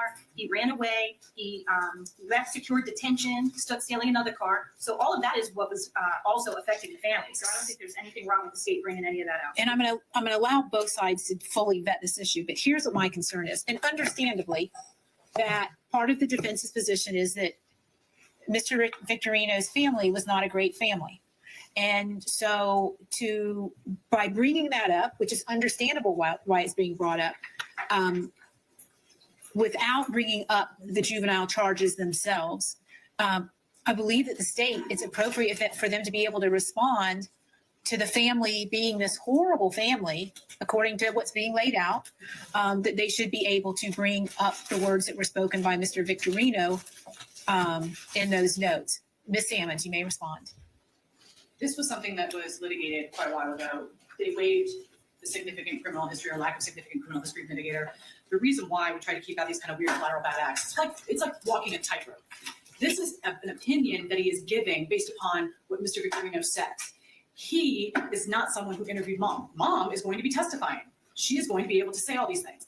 First of all, this was 14 or 15 years old when this occurred. There is demonstrable evidence that his father beat him before this. I'm not making that up. No, and nobody is suggesting that you're making it up. But here's the thing. Just like the defense is bringing up issues about the family that they believe will be mitigating for Mr. Victorino, the state has to have the opportunity to countermand that, to be able to bring up why there was this bad relationship. I don't think that Mr. Gonis is trying to paint the father out to be a hero, but the state has to be able to respond. Your Honor, there's a way to do this, and this was something that was always avoided very specifically. Always. This fact of his juvenile history brought out that he has a juvenile history. We agreed to the fact that they would be allowed to bring out the fact that was in and out of juvie to explain the direct filing. These are all things we've allowed. We've never gotten to specificity. This is an actual act that the prejudicial value way outweighs any probative. There was a way for them to talk to him about this without ever saying the words masturbation in front of your sister. A 15-year-old who's allegedly masturbating and his sister walks in is not, I'm just going to say this at this point in time. I'm going to allow it, Mr. Gonis, but be very careful. Yes, Judge. All right? What I'm saying is, how far is this going? Is she going to be able to give him the exact explanation? Because the way that it came out sounded like he was basically doing this in front of his sister on purpose. That's not how it came across to the court. Remember, I'm neutral, and I can tell you how it came across was a teenage kid, magazine, sister walks in. So I did not get any,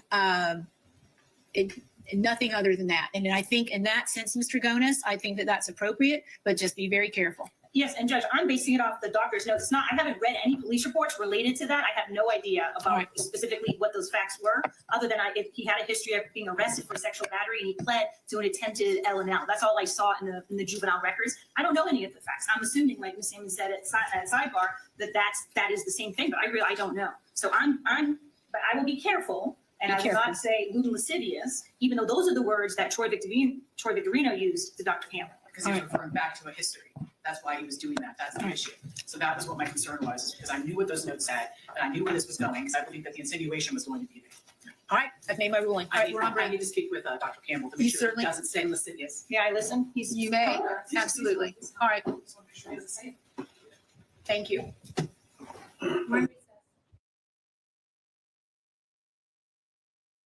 My, the clause just came out. She said, point her finger and said, it doesn't say lascivious. So like Leviosa.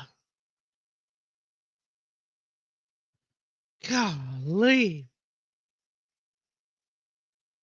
Yeah, exactly. Sounds like a cat fight to me.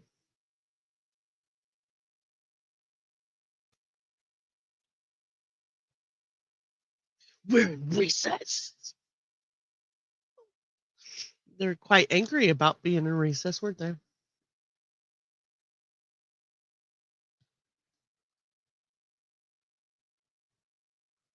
They're going to come back pretty quickly. I guess she just wanted to go back there and read what it was that was going on. My goodness. I just got a message from our very own Rubber Ramada, and she will be here shortly. Everybody needs, Snickers, yeah. I just ate my fajitas. They were delicious, and Snickers sounds great now. Can't be eating all this snacky food after dinner. To be careful. We'll end up big as the side of a house.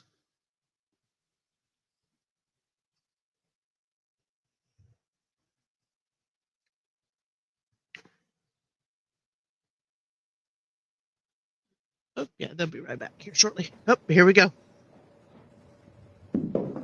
Back to it.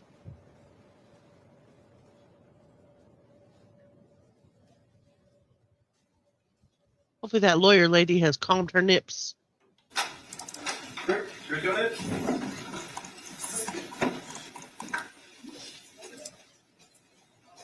Maybe.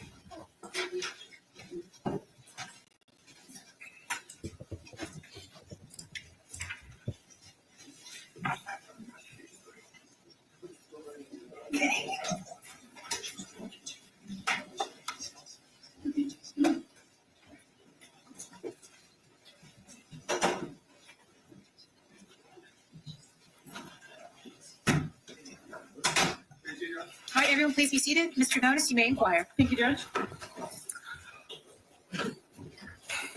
So, Dr. Campbell, we were talking about what the defendant had told you about his dad not loving him and not talking to him, right? Correct.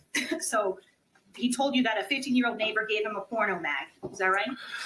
Yes, yeah, I believe it's unclear from my notes, but either he was 15 years old or the neighbor was 15 years old. I'm not sure which, but that he was given a pornography magazine by a neighbor. Yes. All right. Victorino, he was a juvenile. He wasn't an adult. Correct. Is that fair? Okay. So he was masturbating, he told you, That's correct. and his sister walked in, and then his brother Antonio came in. Right. That's He correct. told dad, Correct. and then dad gave him a savage beatdown. Right. He sat on his chest and punched him, That's correct. and then mom wouldn't take him back. And he went to a group home for a couple months. Yeah, he was removed from the home and put into a group home or something like that. Yes. And then Troy told you that he never spoke to his father again. I think he believed, let me look and make sure. I think maybe he said that his father never spoke to him Yes, again. correct. Yes. Okay. And then he was in a halfway house, then HRS forced his family to take him back. That's what he told me. Yes. And then he gave up on his family after that, learned from the streets, jail and prison. That's correct. Did he talk at all about the chaos that he caused the family when he was a juvenile? Can you be more specific? Talk about stealing the family car? No, we didn't discuss that specifically. Anything about absconding from juvenile detention, anything like that? He did speak about the tendency to act out, that he stayed away from home as much as possible, that he did not, want to be around the home. And certainly we spoke as well about his family's kind of perspective of him and the fact that they were all going through things as well. And he spoke specifically, and running away and not being home. He spoke specifically about changes that he has observed in his family since his father passed away, specifically his mother. Let's talk about the suicide attempts. Okay. You mentioned that you saw some today. You were looking at I saw scars on his wrist today. today. Correct. So the defendant showed you today with the approval of his attorney, some scars on his arms today. The one on his left arm, right? Like I said, I had seen the cross cuts on his other arm previously because they're further down his arm. They're easier to see. The other ones were covered when I evaluated him. Now, he told you that he tried to kill himself back when he was 9 years old at school, right? Correct. That's the one that preceded his hospitalization. Right, but that was by hanging, not by cutting. Right. Yes. Correct. In fact, you testified today that he said that he used blinds. Yeah, the cord from the leveler blinds. Yes. In your deposition, did you say it was an extension cord or rope? Does that sound familiar? I don't know. We'd have to look. It's possible.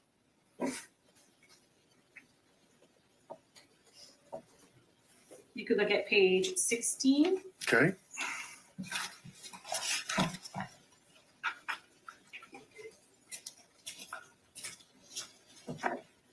You see lines I see it. Yep. 5. Line 5 and 6. Yep. So he took an extension cord or a rope and wrapped it around his neck? Correct. Is that right? Yes. But That's today correct. you're saying it's blinds, the cord from the blinds?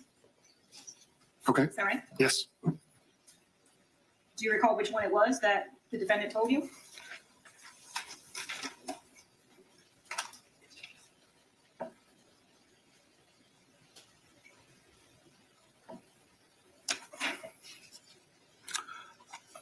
No, I don't recall. All right.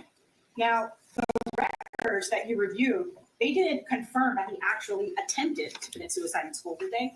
It was just that he had suicidal and homicidal thoughts? Yeah, I believe so. Ideation is the word they usually use. Yes. Right. Not that he actually tried to do it in school. Okay, that's fair enough. I mean, you reviewed the records, I right? did. Yeah. Are you aware that the defendant denied that this was a suicide attempt to Dr. Danziger? At trial, he testified to that. Does that sound familiar? At the previous, not today, but Correct. previously, Correct. yes, that does sound familiar. And that Dr. Danziger found it questionable that he did try to kill himself? Okay. Does that sound familiar? I remember it being an issue between the two of them. I don't recall Dr. Danziger's specific words, no. Now, the defendant told you repeatedly that teachers, he didn't trust teachers, he told teachers things and they didn't do anything. Is that right? No, he spoke specifically about that one situation where he talked to a teacher and the teacher said, I don't want to hear it. But he did not speak about teachers repeatedly. No. Okay, because the teachers did report physical abuse, right? They did at one point, And yes. they reported the suicidal talk, right? Correct.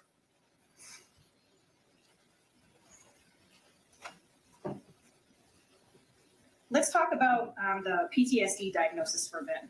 Okay. Actually, let's back up. I think you said that he was in which hospital first? Schneider Children's Hospital at LIJ, which is Long Island Jewish. Could it be that he was in Elmhurst first for a few days and then he went to Schneider's? Could you maybe have that mixed up? I don't know. We have to go back and look through the records. Okay. Now, he said only his mom visited him, That's what he said. no siblings? We didn't speak about siblings. We were speaking specifically about his parents. Well, did he say only my mom visited me and my siblings didn't come? No, he said his father didn't come. We were talking specifically about his dad. Because he did have some siblings at the time, right? Yes, he did. Now, for the PTSD diagnosis, you did not administer any tests for PTSD. Is that correct, as part of your evaluation? That's correct. Are there tests that you could have administered? Well, there are a series of tests that were valid 5 or 6 years ago. The DAPS, the TSI-2, things like that, that are based on previous versions of the DSM. The only test currently available that I'm aware of is the CAPS, which is a structured interview that has a rating scale, which is very subjective. So it could have been administered, but it's not necessary. In fact, standardized tests have a lot of limitations, and people are the only ones that can diagnose someone with a disorder. Are the tests designed to, they're designed to be objective, to try to determine if someone's being exaggerating or embellishing symptoms? Some of them are, but the CAPS, as I said, is just a structured interview. The only measure of malingering or exaggeration or hyperbole on that is left up to clinician subjective opinion. How about the MMPI-3? Is that still valid? The MMPI-3, sure. And is that also a tool, a test that you could administer when you're trying to determine whether or not someone suffered or suffers from PTSD? It's a test you could give, yes. How about the TSI-2? Is that still a valid test? No. When was that invalidated? Whenever the DSM-4 was no longer the law of the land. We're on the DSM-5 TR now. They changed the diagnosis for PTSD and the wording and all of that between 4 and 5. And we are now moved on to 5 TR. Right. Yep. Are you aware that back in 2006, Dr. Danziger did not diagnose the defendant with PTSD? I am. In fact, he's never previously been diagnosed with PTSD by any doctors except for those hired by his lawyers in this case, correct? That you're aware of? That I've seen, correct, yeah, that I'm aware of. And all the records that you've read, right? Correct. And what are the PTSD symptoms on the day of the murders, but prior to committing them, that the defendant was experiencing? I'm sorry, say that again? What were the symptoms of PTSD that the defendant was suffering from the day of the murders, but before he actually goes to the house and commits the murders? Well, he was certainly under a great deal of stress. He knew that he had violated his probation. He knew that he was going back to prison, a place that had traumatized him and he had lived in before and did not enjoy. So there certainly was a level of anxiety and a level of stress, a level of avoidance. The use of alcohol and drug use is evidence of that. I did not specifically talk to him about re-experiencing or triggers, but it would make sense that those memories would be triggers. Well, you say it would make sense, but wouldn't the prudent thing to do would be to ask him, did you have any of those thoughts? Probably.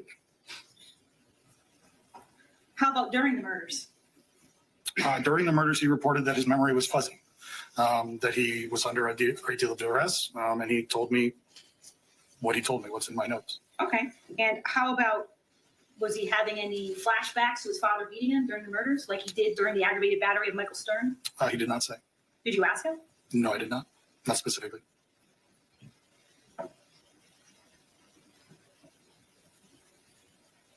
Don't you think it would be prudent to ask him that?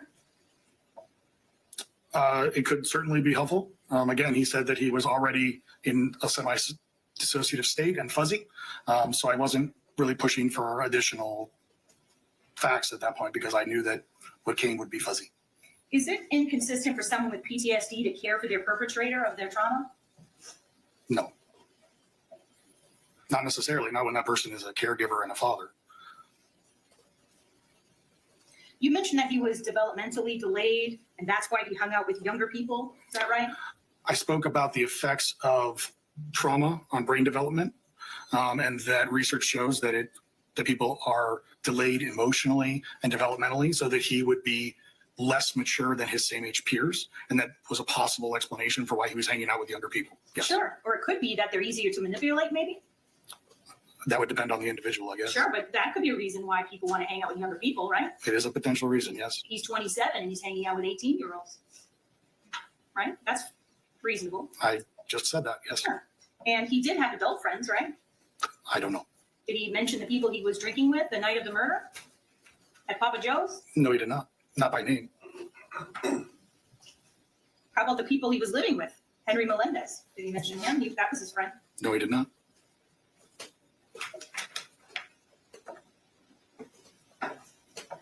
You mentioned related to the ACE, I believe, that the defendant is in the 12.5%. Is that correct? The top, 12.5%. How many of the people in that 12.5% commit murder? I don't know. How about 6 murders?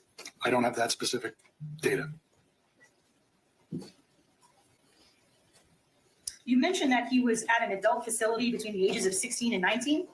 I believe the defense said that, but I did talk about how he was incarcerated between the ages of 16 and 19, yes. Right. You talked about it on direct, right? But I didn't call it an adult facility. That's all Or I'm saying. a facility. That's fine. I'm just trying to keep the You tell record me, straight. was he around other adults, other adult prisoners, or were they children? Well, I would guess that some of them were children like him, and some of them were adults. It would be a mixed population, I would think. You would think. Did you ask him? No, I did not ask him.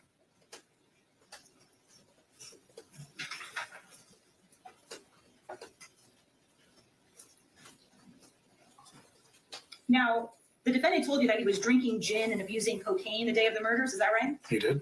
Are you aware that he, when he talked to Dr. Danziger back in 2006, he said nothing about cocaine use? I'm not aware of that, no. Now, you testified on direct that the defendant told you the reason he went to the Telford home was to look for stuff and for drugs. Is that right?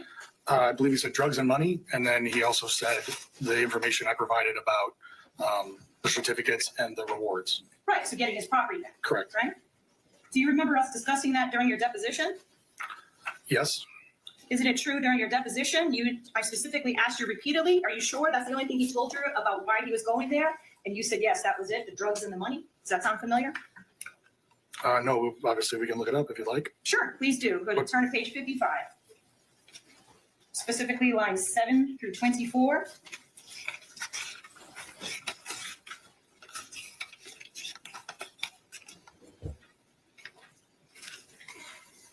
I'm sorry, say that again, 7 through, You're on page 55, I am, 7 through 24. gotcha.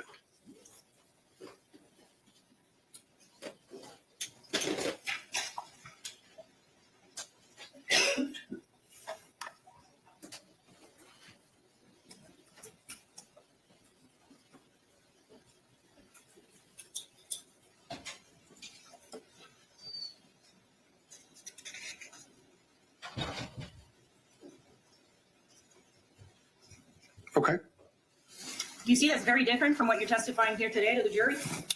I see that, yes, it is different. Yeah, it's very different. You said on direct, clearly, he wanted to get stuff back, awards, things like that. But you see on page 55 and some on page 56, I repeatedly ask you, right? Are you sure? What was his motivation? Nothing about Erin taking his stuff or people taking his stuff and he wanted to get his stuff back. And you say, no, I heard that about the talking of the case. Somebody called it the Xbox case or something. He did not mention anything about getting his stuff back from anyone. He essentially just said, I want to go in there. I want money. I want drugs. I want to have a good time before I go back to prison, right? Right. And I say, so I just want to be clear. You didn't ask him about that and he denied it. You just didn't mention that as his motivation. Yeah, he just didn't mention it. You said, I didn't ask. Again, that's kind of, I don't see that as my goal, right? Correct. So which is it? What did he tell you?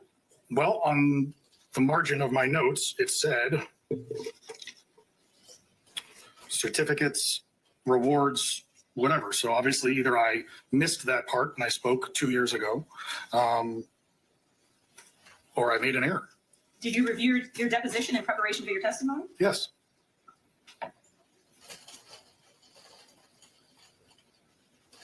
Did he tell you that the plan was to kill anybody when he went there? No, my memory of it is that he said he wanted to knock them out and take their things. Not that he was planning on hurting them or killing Right? them. He just planned to knock the people out, right? That's what he told me at the time, yes. He didn't say anything about wanting to kill Flacco, right? Is No. that correct? No, He didn't say anything about how you have to beat the bitches bad because they talk? no. Did he say anything about leaving no evidence and no witnesses? You're not object at this point, she's testifying, he has no knowledge of these things. Overruled. No, I've never heard that, no. Did he say anything to you about how there will be no survivors? No. Did he mention Brandon Graham at all? No. You mentioned on the way home that he was actually you mentioned as soon as he walks out of the door, he told you, as soon as he's walking out of the Telford Lane home, he feels so remorseful and so sorry. And you wish, what? What did he tell you? I'll have to look it up. What I said before is that he wanted to exchange places. Because that's what I believe he said to me. He told you that he couldn't even look at his co-defendants, He right? did say that, yes. He told you that Jerone mentioned a dog, right, when they were on the way walking out. He but did. Victorino didn't respond. That's what he told you, right? That's what he told me. He told you that he doesn't remember a dog in the house, right? Correct. In fact, he told you if there was a dog there, he'd have taken it with him, right? That's correct. Because he loves that type of dog. What kind of dog did he tell you it was? I believe he said it was a dachshund.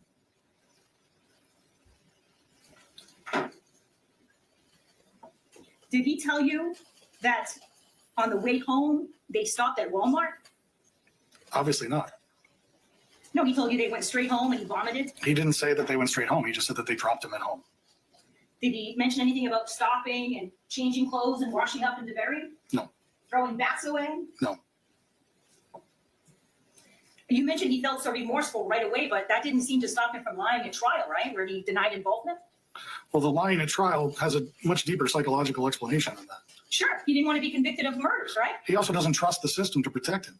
But he knows he committed the murders. You've heard him now admit to you he Right. murdered at least 2 people, right? I have. So couldn't that be the reason that a person doesn't want to admit under oath that they did it? They don't want to be convicted of murder? I mean, that's a pretty good reason, but I also believe that it could be affected by a lot of things like juvenile brain development, his history of trauma, his distrust of the police and of all authority figures. I think there's a lot of potential explanations there than just the one. Have you seen the neuropsychologist testing data in this case of the defendant? No.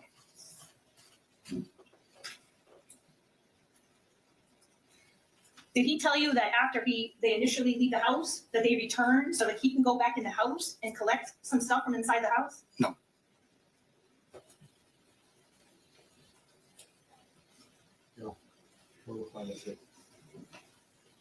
So he did tell you, though, that when he entered, it was him and him alone that went in that first bedroom there, right? He did. He didn't go into the garage right away, did he? No. He didn't tell you that. He went right to that bedroom. That's right. And that was the bedroom he told you that had Erin in there and Flacco in there. Yeah, he specifically mentioned Flacco. He did not mention Erin by name. Well, he told you that Flacco and Erin were asleep, right?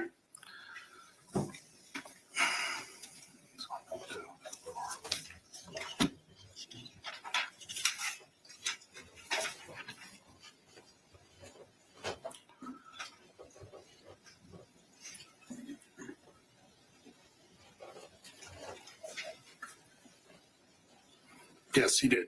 He said he went in the room on the right. Flacco got up, hit him, just kept hitting them, lost control. Girl in bed with him, Erin, hit her too, fuzzy memory, just swinging, can't see it clearly. And then he told me that Flacco was a dealer who worked at Burger King and had a 3-bedroom home with a 2-car garage. So Flacco knew someone was in there. That's what the defendant told you, right? He knew someone was in the bedroom. Someone had entered his bedroom. You said Flacco knew. Do you mean Mr. Victorino knew that someone was in the bedroom? No, we know Victorino knew someone was in Oh. there. But Flacco at some point realizes, holy crap, someone's in my Objection, Your Honor. This is completely improper.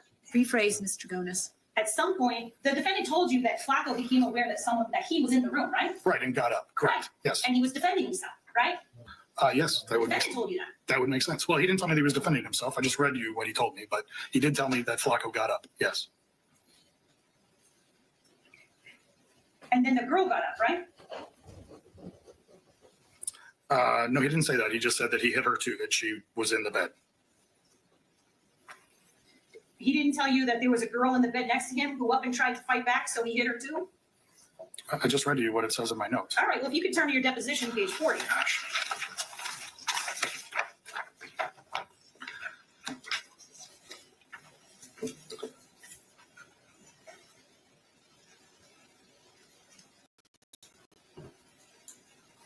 Lines Yes, 20 through I 25. see it. Yes, I did say that. First, I want to make sure that the attorney can see it. So have you had a chance to review lines 20 through 25? Yes, And did you say then that he said, I just kept hitting him, he said I lost control, there was a girl in bed next to him who got up and tried to fight back, so he hit her too? yes, I did say that 2 years ago. Yeah, 2 years ago, right? Yes, I said it 2 years ago. I'm just stating a fact. Yeah. So did the defendant tell you that? No, apparently not. So you just made that up? Apparently I misspoke. You have a copy of my notes. Sir, I'll wait for the next question, please. Oh, I'm sorry.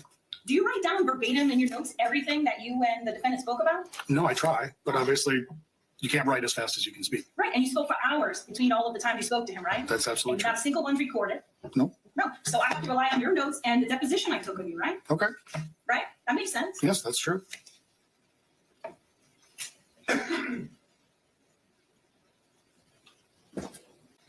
Did he tell you how many times he hit either of them?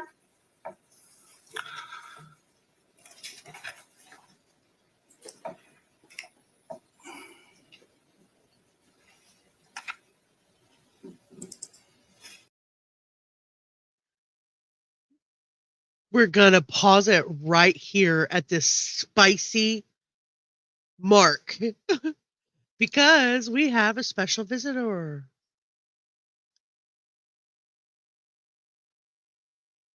We have a special visitor. Unmute the mic, Sheila.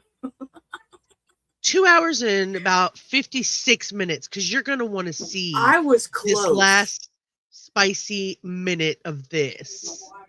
Okay, I'm gonna go Oh. 255 and start it there. Yes, you're and Okay. we're going at 1.25, and this man, from what I can tell, from my small little and then I have it boosted. I don't know. You know how to? Do you have that? Yeah, I got Let's my see. yeah. You got your booster. Yep. Okay. My Yeah. So booster. basically, this man has been up here for a good piece, and when he started out, when they were talking to him, he sounded really like an upstanding, you know. Hi, William. Welcome Hi, in. William. He sounded like an upstanding person that you Okay. would just want to be around, like to listen to him testify. Now he almost looked kind of fake. His little eyes were like, kind of shifty, but now we're figuring out that the deposition that he gave versus the notes that he took are different, and she's tearing him a new one. Oh, I love spicy. Let's do it. Yeah, Let's just tearing do him it. a new one. Chat, I right. have been up since early this morning and just hanging out from chat to chat between TCA and here. So I'm going to go down into the chat to finish watching this testimony with you guys. And if I fall asleep and you try to talk to me and I don't answer, that's why. Hio, you are the bomb. I love you, girl. You're my Oh, idol for today. For today, you're my idol. Katya might take your place one day, but That's hey, okay. It's all love. I don't need to be a rock star. Sometimes You it's better need to to work get in some the rest. I'm going to. Okay, I've not love. been feeling all that well today. So I I'm going to, appreciate Hannah. I'm going to. I appreciate you. Yep, Hio, go to bed. Exactly. All right, I y'all mean, have it's fun. that time, and we're Well, gonna we get did back it. on with this testimony. I was going to say we did a little bit. We did a little over 2 hours together today. So, and Well, I then you have a little appreciate bit to that. go. All right. Okay. Y'all All have a right. good one. All right. Thanks, love. Okay. So I don't know where I am. Oh, there I am. I'm back up there in the corner. No camera today, as I've kind of had a rough day. So my face is all puffy and I'm not feeling it. So no camera. So yeah, rest Hio. Hio, go to bed. Everybody telling Hio, night. Okay. Don't make me yell. All right. Okay. I'm going to hit play. Let's get back to this testimony. I'm going to mute my mic. point, he was forced to live with his father when he was released from prison the first time. There were other times where his family refused to kind of take him in, and then HRS or social services or whatever kind of had to step in and make the family take him. There were plenty of times, of course, where he didn't want to live with his family, and he sought other places to live, family, couch surfing, whatever he could do to kind of stay away from that home that was so invalidating and intensely violent towards him throughout his life. Was there a time that his father got sick? Yes, I believe he was 27 years old or so.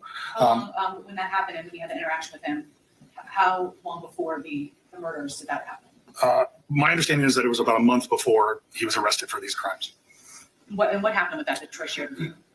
Well, his father was having health problems, did not take care of himself. Among the problems was renal failure, some other things I'm not exactly sure of.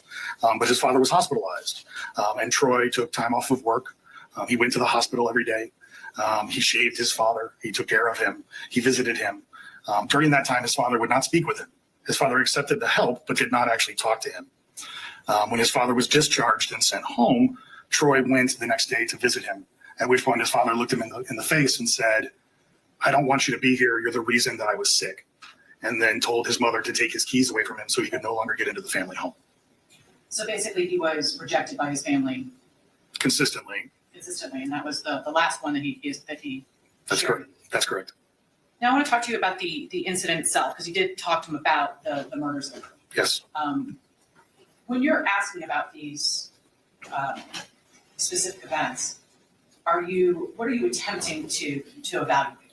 I'm attempting to understand Mr. Victorino's mental state and if there is any connection to his history of trauma. One of the things that happens with people who suffer from PTSD, post-traumatic stress disorder, is that You mentioned a dog, right? When they were No. throwing bats away? No. You mentioned he felt so remorseful right away, but that didn't seem to stop him from lying at trial, right? Where he denied involvement? Well, the lying at trial has a much deeper psychological explanation than that. Sure, he didn't want to be convicted of murders, right? He also doesn't trust the system to protect him. But he knows he committed the murders. You've heard him now admit to you he murdered at least 2 people, right? I have. So couldn't that be the reason that a person doesn't want to admit under oath that they did it? They don't want to be convicted of murder? I mean, that's a pretty good reason, but I also believe that it could be affected by a lot of things like juvenile brain development, his history of trauma, his distrust of the police and of all authority figures. I think there's a lot of potential explanations there than just the one. Have you seen the neuropsychologist testing data in this case of the defendant? No.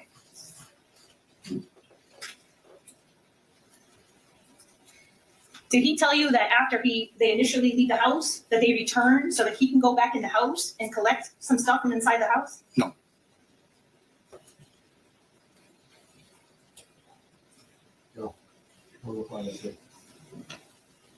So he did tell you, though, that when he entered, it was him and him alone that went in that first bedroom there, right? He did.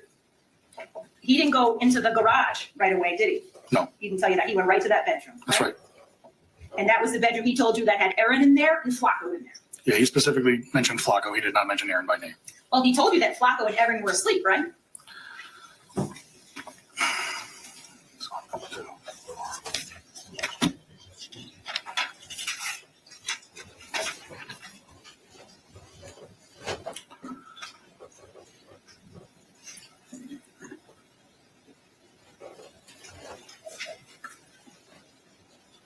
Yes, he did.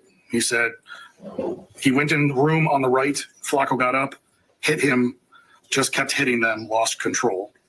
Girl in bed with him, Erin, hit her too, fuzzy memory, just swinging, can't see it clearly. And then he told me that Flacco was a dealer who worked at Burger King and had a 3-bedroom home with a 2-car garage. So Flacco knew someone was in there. That's what the defendant told you, right? He knew someone was in the bedroom. Someone had entered his bedroom. You said Flacco knew. Do you mean Mr. Victorino knew that someone was in the bedroom? No, we know Victorino knew someone was in there. But Flacco at some point realizes, holy crap, someone's in my Objection, Your Honor. Rephrase, Mr. Gonis. At some point, the defendant told you that Flacco became aware that he was in the room, right? Right, and got up. Correct. Right. Yes. And he was defending himself, right? Yes, The defendant told you that. that would make sense. Well, he didn't tell me that he was defending himself. I just read you what he told me, but he did tell me that Flacco got up. Yes. And then the girl got up, right? No, he didn't say that. He just said that he hit her too, that she was in the bed. He didn't tell you that there was a girl in the bed next to him who up and tried to fight back, so he hit her too? I just read you what it says in my notes. All right, well, if you could turn to your deposition, page 40. Gosh.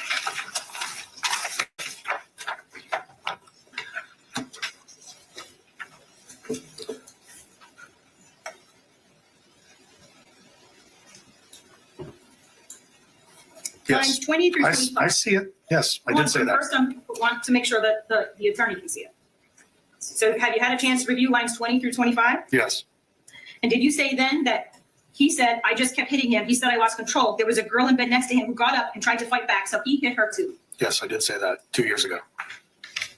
Yeah, 2 years ago, right? Yes, I said it 2 years ago. I'm just stating a fact. Yeah. So did the defendant tell you that? No, apparently not. So you just made that up? Apparently I misspoke. You have a copy of my notes. Sir, we'll wait for the next question, please. Oh, I'm sorry. Do you write down verbatim in your notes everything that you and the defendant spoke about? No, I try, but obviously you can't write as fast as you can speak. Right, and you spoke for hours between all of the time you spoke to him, right? That's And absolutely not true. a single one's recorded? No. No, so I have to rely on your notes and the deposition I took of you, right? Okay. Right? That makes sense. Yes, that's true.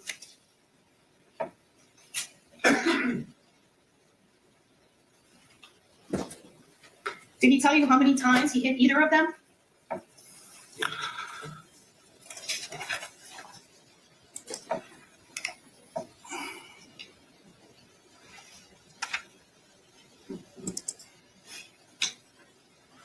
No, he said, just kept hitting them, lost control.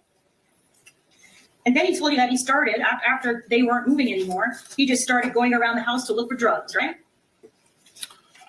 What he said was that he started going around the house looking for drugs. Right, and then he saw dead people everywhere, That's true. but he still continued to look for drugs, right? That's true. Did he mention rummaging through Erin and Flacco's bedroom? No, not specifically. He did say that he went through drawers and things like that. So there was one room he didn't go in because there was no furniture in there. Right. Did he tell you that he stepped on the mattress in the bedroom where Michelle Nathan's body was found and left a bloody footprint on her mattress, on the sheet? No, he did not. Did he tell you how his bat ended up with the blood of 3 victims on it, not just Erin and Flacco, but Objection, Gonzalez? Your Honor. This is an appropriate evidence. Please approach.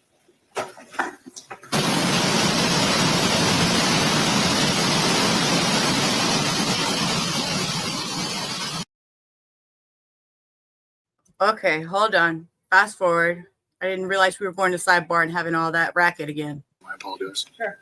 All right, Just take your time. back to you guys. Do you want me to actually hand them to you or just hold them up? Your Honor, they're not in evidence, so the jury shouldn't see it. But she Well, wants to see hold it. on a second. Counsel approach.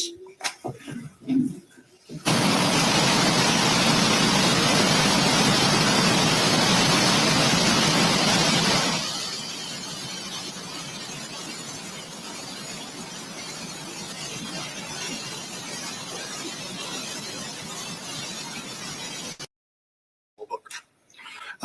Which is why I try not to bring it to court when I don't have to because it weighs about 10 pounds. So for does the DSM-5 TR change kind of the diagnostic criteria for PTSD from the prior versions? Well, from 5 to 5 TR, it did not change, but from 4 to 5, there was a pretty big change. Yes. What was that change? It has to do with wording. It has to do a lot of kind of little ticky-tacky things, but it does make it so that a psychological measure from a previous edition is no longer valid to diagnose given the new edition. In your clinical practice, do you generally speak with a person, ask about their experiences, and then provide a diagnosis? Yes. So have you diagnosed people in your clinical practice with post-traumatic stress disorder? Multiple hundreds of times. Yes. Is it based on exact witness accounts or records, or what is it usually based on? It's based on the perception of the individual. It's based on their experience of their own life, what's going on inside their head, and the way that they see the world around them. Certainly. So is it uncommon for you to, basically somebody's narrative of what they're experiencing, and then you can use that to diagnose? That's correct. Is that generally how most people are diagnosed with things? That is how all people are diagnosed with things, yes, because assessments cannot diagnose people. It has to be a licensed professional who gives a diagnosis. But in this case, you do have records. I do. Do those records support that traumatic experiences occurred when Mr. Victorino was a child? Yes, they do.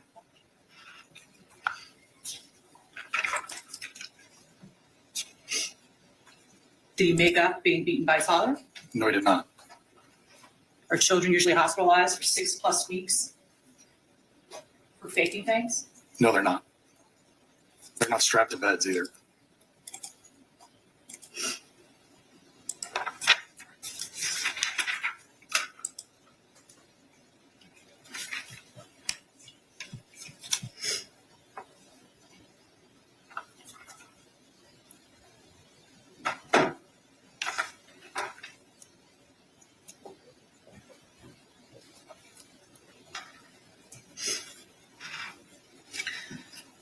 I want to talk to you about his kind of version of the events, not going over them again, but this was a recitation that he gave you in 2023 or Correct. 2020. No, it was What year was it? You were right. It was April 7th, 2023. Okay. And this is not quite 20 years after the event actually took place. Correct. What happens to memory when you are talking about an event like that, and then all these kind of facts that he's absorbed about this case? Could that affect his memory and perception of what happened? Absolutely. Every time that you recall a memory from your long-term storage, access it, use it, and then put it back away, it can be changed or manipulated. Yes.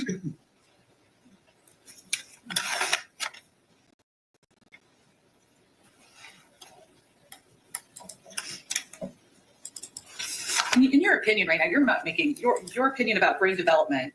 That's based upon kind of the ACEs and what you described in great detail, correct? It's essentially me just regurgitating research that's widely accepted, Sure. including by the U.S. Supreme Court. You have not, you're not making any opinions about whether he suffers from brain damage or anything like that. No, I'm not. So we're talking about brain development, not damage or anything neurological in nature. No, as far as I'm concerned, his brain is now fully developed because he's past the age at which normal brain development occurs.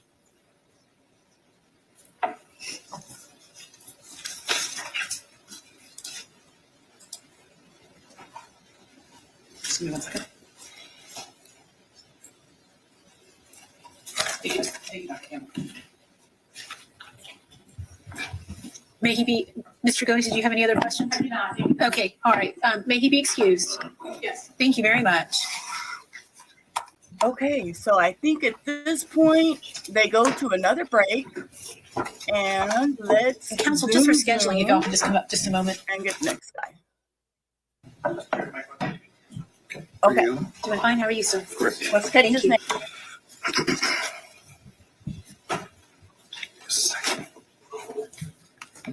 Ready?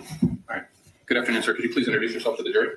My name is Raul Banasco, and that's when I spell it out. RaulBanasco. Mr. Bernasco, where are you currently employed?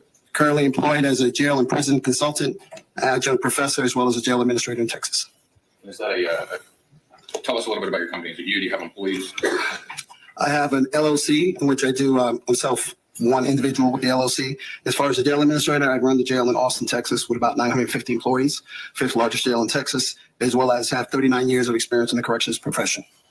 And I want you to talk a little bit about that in 1 second, but the question is does that 39 years of experience allow you to be a valuable consultant in your field? Yes. Can you tell the jury a little bit about your 39 years of Department of Corrections experience? Started my profession in 1986, 87 in the New York City juvenile system. And in 1987, 88, joined the Florida Department of Corrections in Orlando, Florida, at the prison known as Orange Correctional, now known as Central Florida Reception Center. Started my career as a corrections officer and moved up the ranks in those 20 years. Served as a classification officer, classification supervisor, probation supervisor as well, assistant warden at 3 prisons, and warden as well as the director of staff development.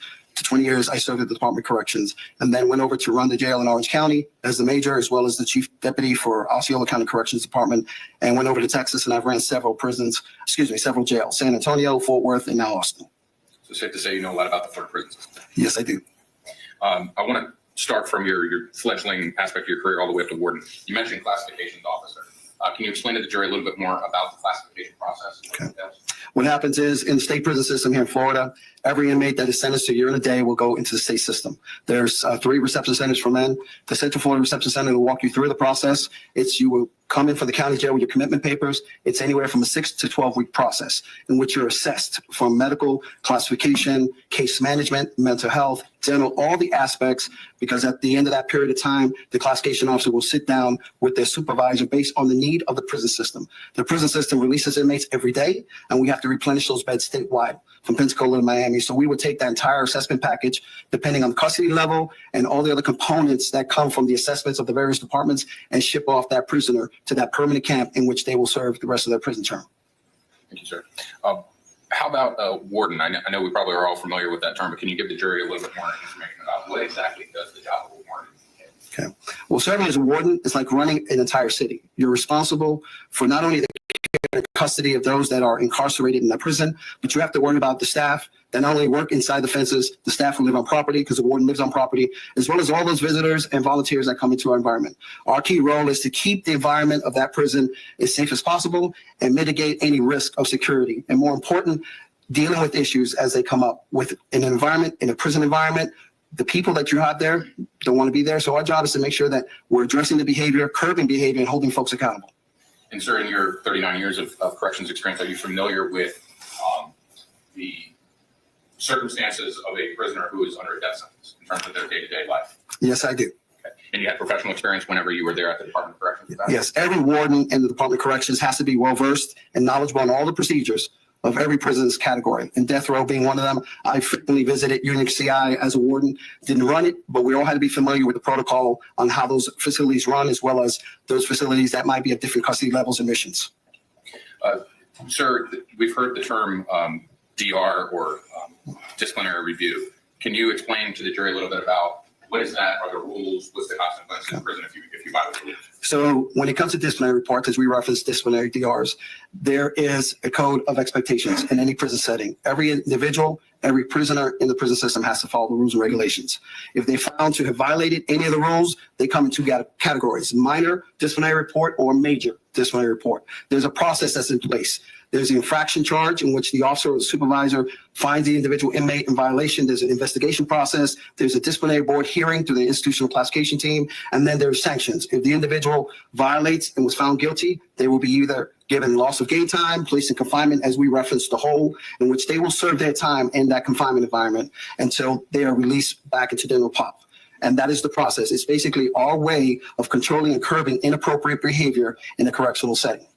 And how is it the case that if you are an inmate, you are likely to have a DR, or are there some inmates that never get a DR? In my 39 years experience, 20 with the Department of Corrections, on the average, based on my experience, you can get anywhere from 1 to 10 disciplinary reports a year. Now, there are some inmates that follow the rules, but then there's some that continue to violate infractions, and then we move them into another level in the prison system when we deal with management type of inmates like that who are not following the rules. Sure. And obviously, we're having to deal with an average. I mean, an average is the product of someone that could have 100 DRs or someone that could have 1. Is that the way that? Correct. I've had individuals have as many as 40 DRs in 1 year. Especially youthful offender camps, that those facilities, because of their young age, they tend to violate the rules just to do what they want to do. Yeah, we've heard some discussion in the trial thus far about different levels of custody. Can a consequence of a DR be a change in the level of custody, either positive or negative towards the inmate? Absolutely. Anyone, you can have a lower custody, and because you receive so many disciplinary reports, or the significance and the danger in the disciplinary report, that can elevate your custody level.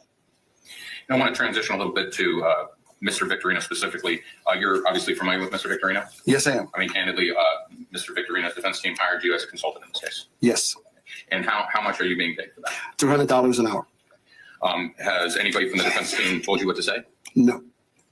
Did you receive some records in connection with your consultation? Yes, I did. You also conducted an interview with Mr. Victorino. I conducted 2 interviews.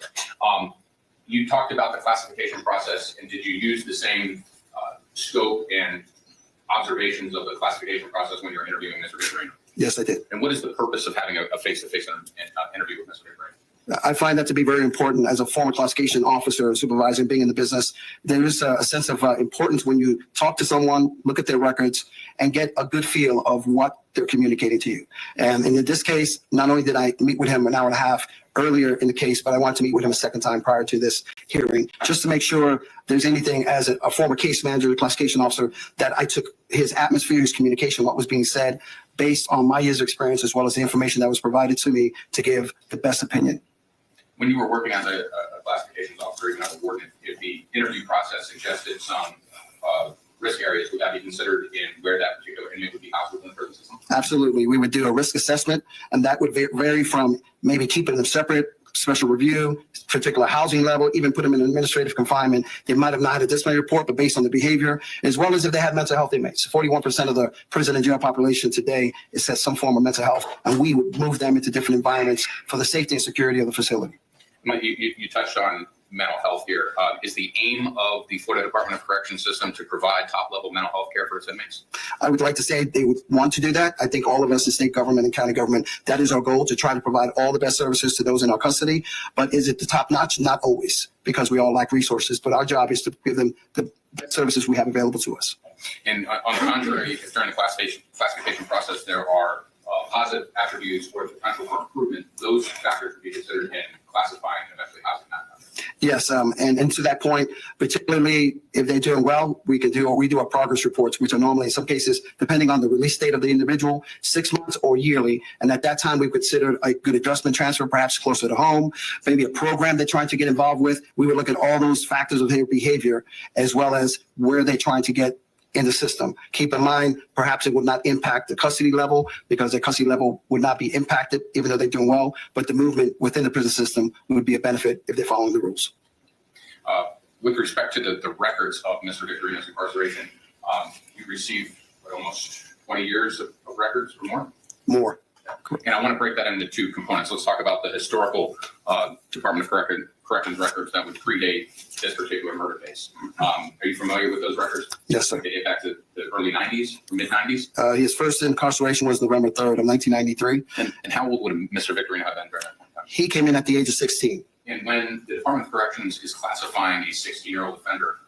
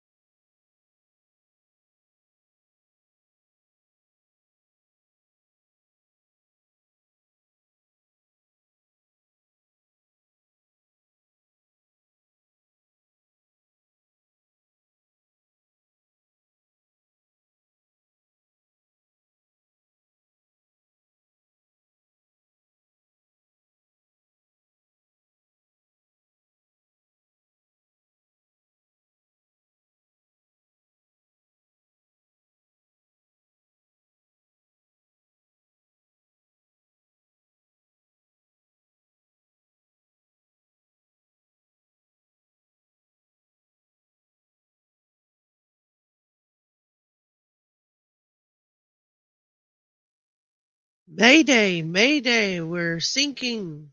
We're sinking. Under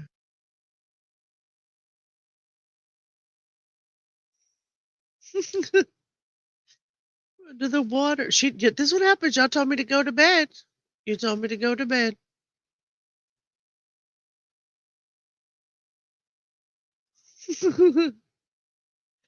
You're welcome. You know where you were at?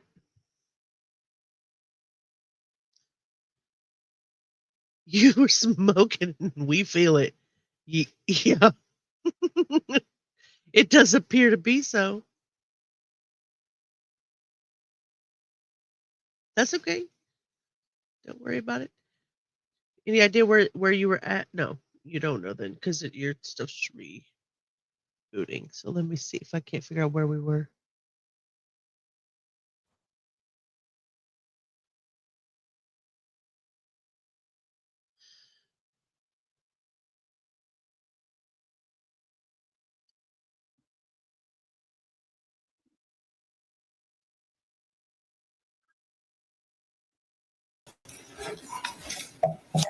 And right now, Mr. Victorino is housed in the highest level security in the Department of Corrections, right? Yes, he is. I think I've heard that called like an HO5. HO5, yes. HO5, but the highest level, there's different levels of HO5, right? Correct. And he's at the tippy top. Right. Those are housing assignment levels. And he's been there since his incarceration in 2006? Yes. And over that period, no DRs, right? None to my records. So since 2006, he's been able to conform his conduct to be an inmate who gets no DRs, right? Yes. He's followed the rules, right? Yes. Followed instructions, right? Yes. Stayed out of trouble, correct? Yes. But that was not the level he was in during his first incarcerations, correct? Correct. So when he was in, was that more of is the word general population appropriate for his first two incarcerations? Yes, he was. Okay. So it was in the general population area that he received DRs? Yes. And where he's currently housed in that high level HO5, he's not really allowed to move free, is he? No. Okay. Now he's given rec time, right? Correct. Right on the rec yard. And how many hours a day is that? You can have anywhere from 6 to 12 hours a week, in which you go to the day room, 6 hours of recreation. You're allowed out of your cell amongst other inmates as well, but not as big of a crowd as general population. And that changed recently, didn't it? Yes, it has. Less? It was much less than 3 years ago. Now they allow them to have contact visits to a visitation. They can have a hug and embrace. They're not shackled. They're allowed to have their tablets. They're allowed to go to recreation. They're allowed to have day room time. They can be amongst 12 of them at a time, where historically they were always taken out one by one. So that changed 3 years ago. They have more out of cell time. Did the amount of hours that they allowed last a couple years ago too? It was much less many years ago. Do you remember what it was a couple years ago? It used to be like 3 hours a week, not much, just to get them out their cell. And just so I'm clear, that's not just rec, it's rec and a day room, 6 to 12 hours a week? Correct. Okay. But no ability to come and go freely from their cell? No. From his actions? No. Now, should Mr. Victorino be sentenced to life, what's the classification level there? Classification level will be HO5, and some lifers will.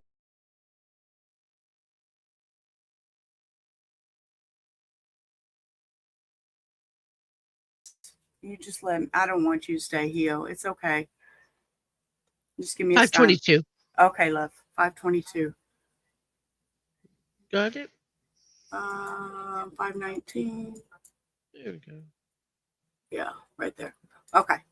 I'm sorry, guys. I kicked the computer. It's one of those days. You know how that goes. All right, back to being quiet. Let me boost the sound.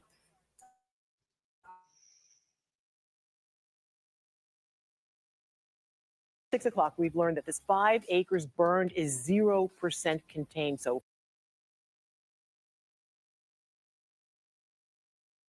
Those are very critical.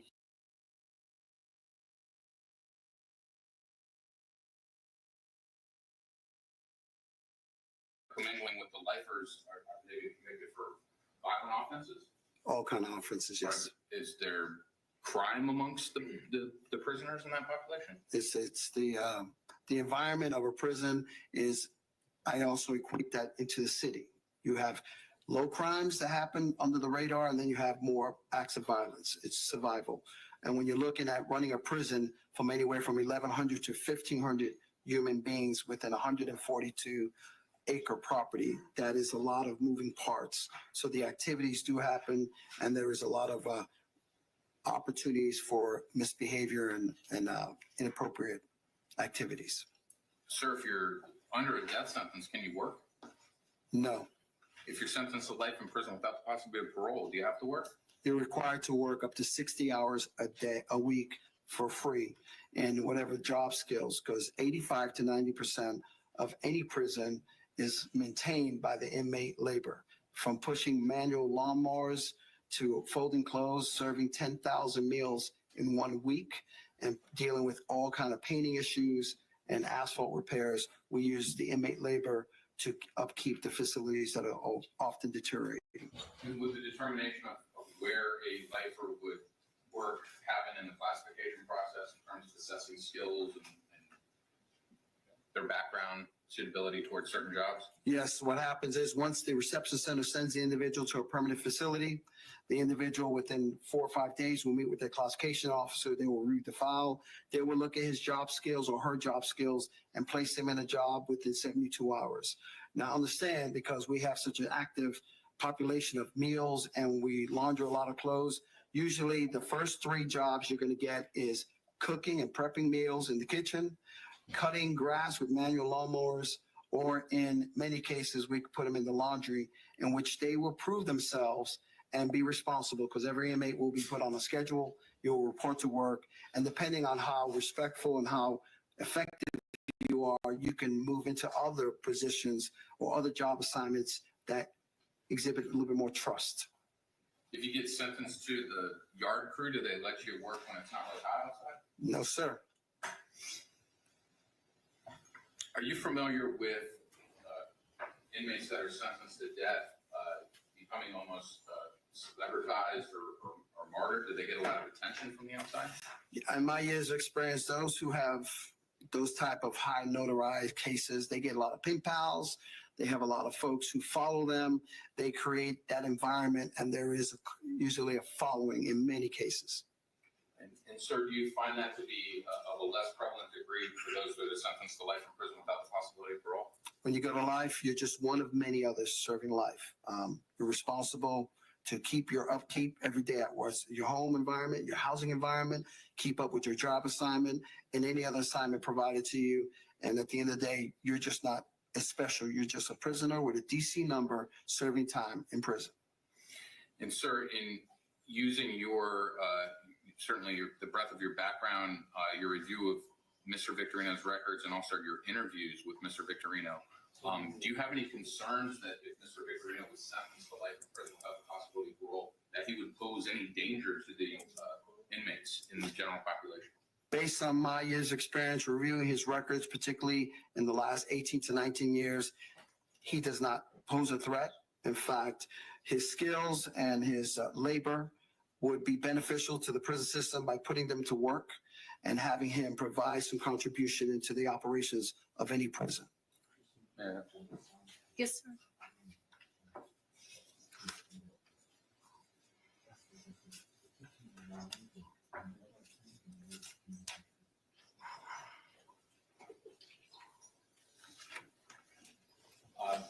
Sir, thank you for that response. In regard to his suitability for a life sentence, did you also conduct some family interviews? Yes, I did. And are having outside family relationships important in the assessment of sustainability and suitability within the prison population? Yes, I spoke to his mother Sharon by phone, as well as his brother Antonio. One of the things in my years of experience where there's some things that we look for a well-behaved inmate. If you're serving a life prison term, if you have outside support, that helps them navigate the system. Those are the ones that we see that don't give us too many headaches. They're the ones who are going to follow the rules because they don't want their privileges taken away.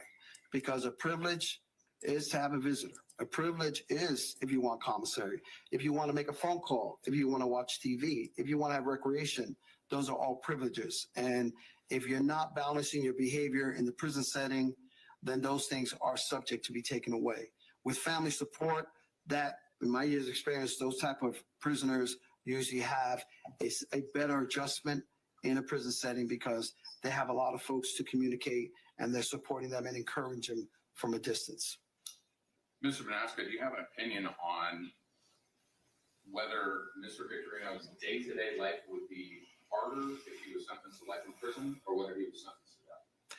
Well, when I look at that, you have individuals who are in his current environment where he would have to transition to sharing communal bathrooms, showers, TVs, shared responsibility with the behavior of those dormitories and the housing units. So there is more expectations from prisoners who are in general population serving a life sentence. They are in a situation where they have to not only keep up with their commitments for work and anything else that the warden or the administration requires them. If they fail to do so, they would get a disciplinary report. And I think we talked about that earlier.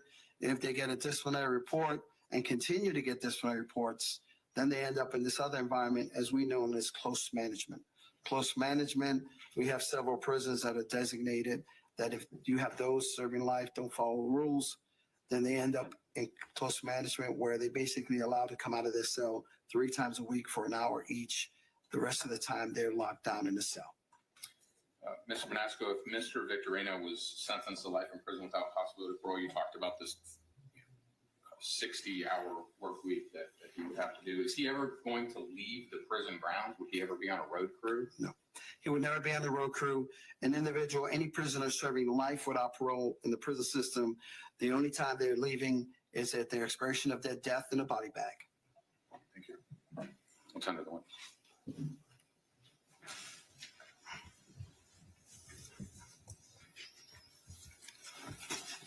Good afternoon, sir.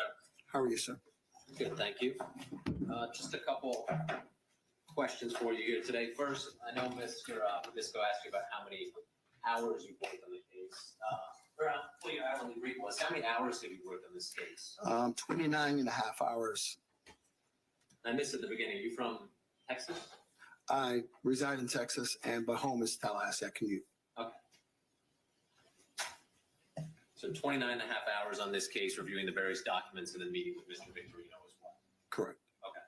And you talked a bit about Mr. Victorino and his earlier commitments to the Department of Corrections. So I want to start with those. And I want to make sure my notes were right, that he had 16 DRs over the period of his earlier incarcerations prior to 2006. No, he had 12 this week. 12. And when he was first committed to the Department of Corrections as a young man, I think 15 years old, he didn't get put with adults, right? No, he was sent to a youthful offender prison. Okay.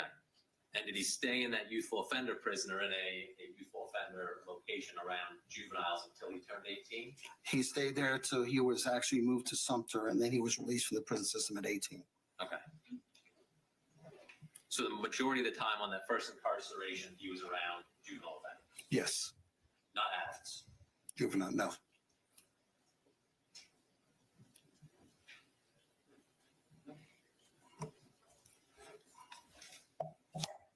And right now, Mr. Victorino is housed in the highest level security in the Department of Corrections, right? Yes, he is. I think I've heard that called like an HO5. HO5, yes. HO5, but the highest level, there's different levels of HO5, right? Correct. And he's at the tippy top. Right. Those are housing assignment levels. And he's been there since his incarceration in 2006? Yes. And over that period, no DRs, right? None to my records.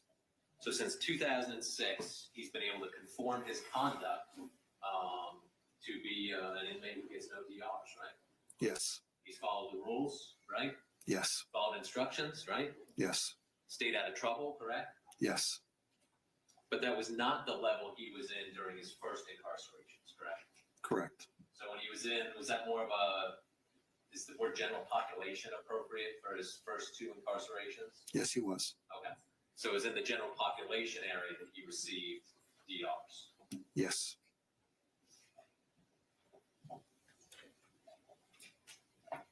And where he's currently housed in that high level HO5, he's not really allowed to move freely, is he?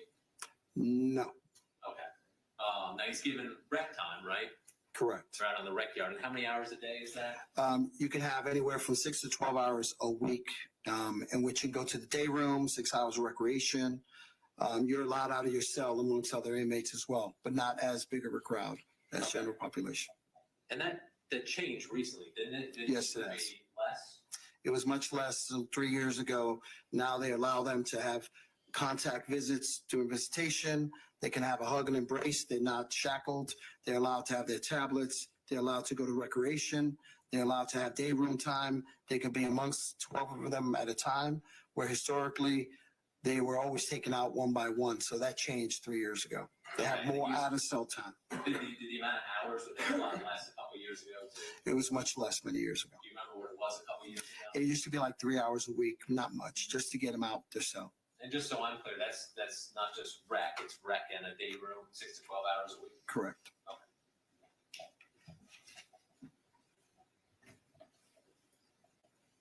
But no ability to come and go freely from their cell, No, from his actions. no.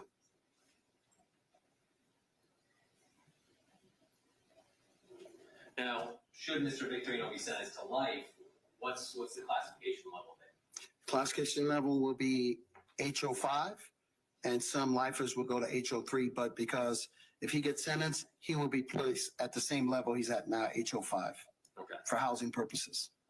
But lower level than he currently is where he currently is, right? His custody level would change, but his housing assignment, HO5, will remain the same.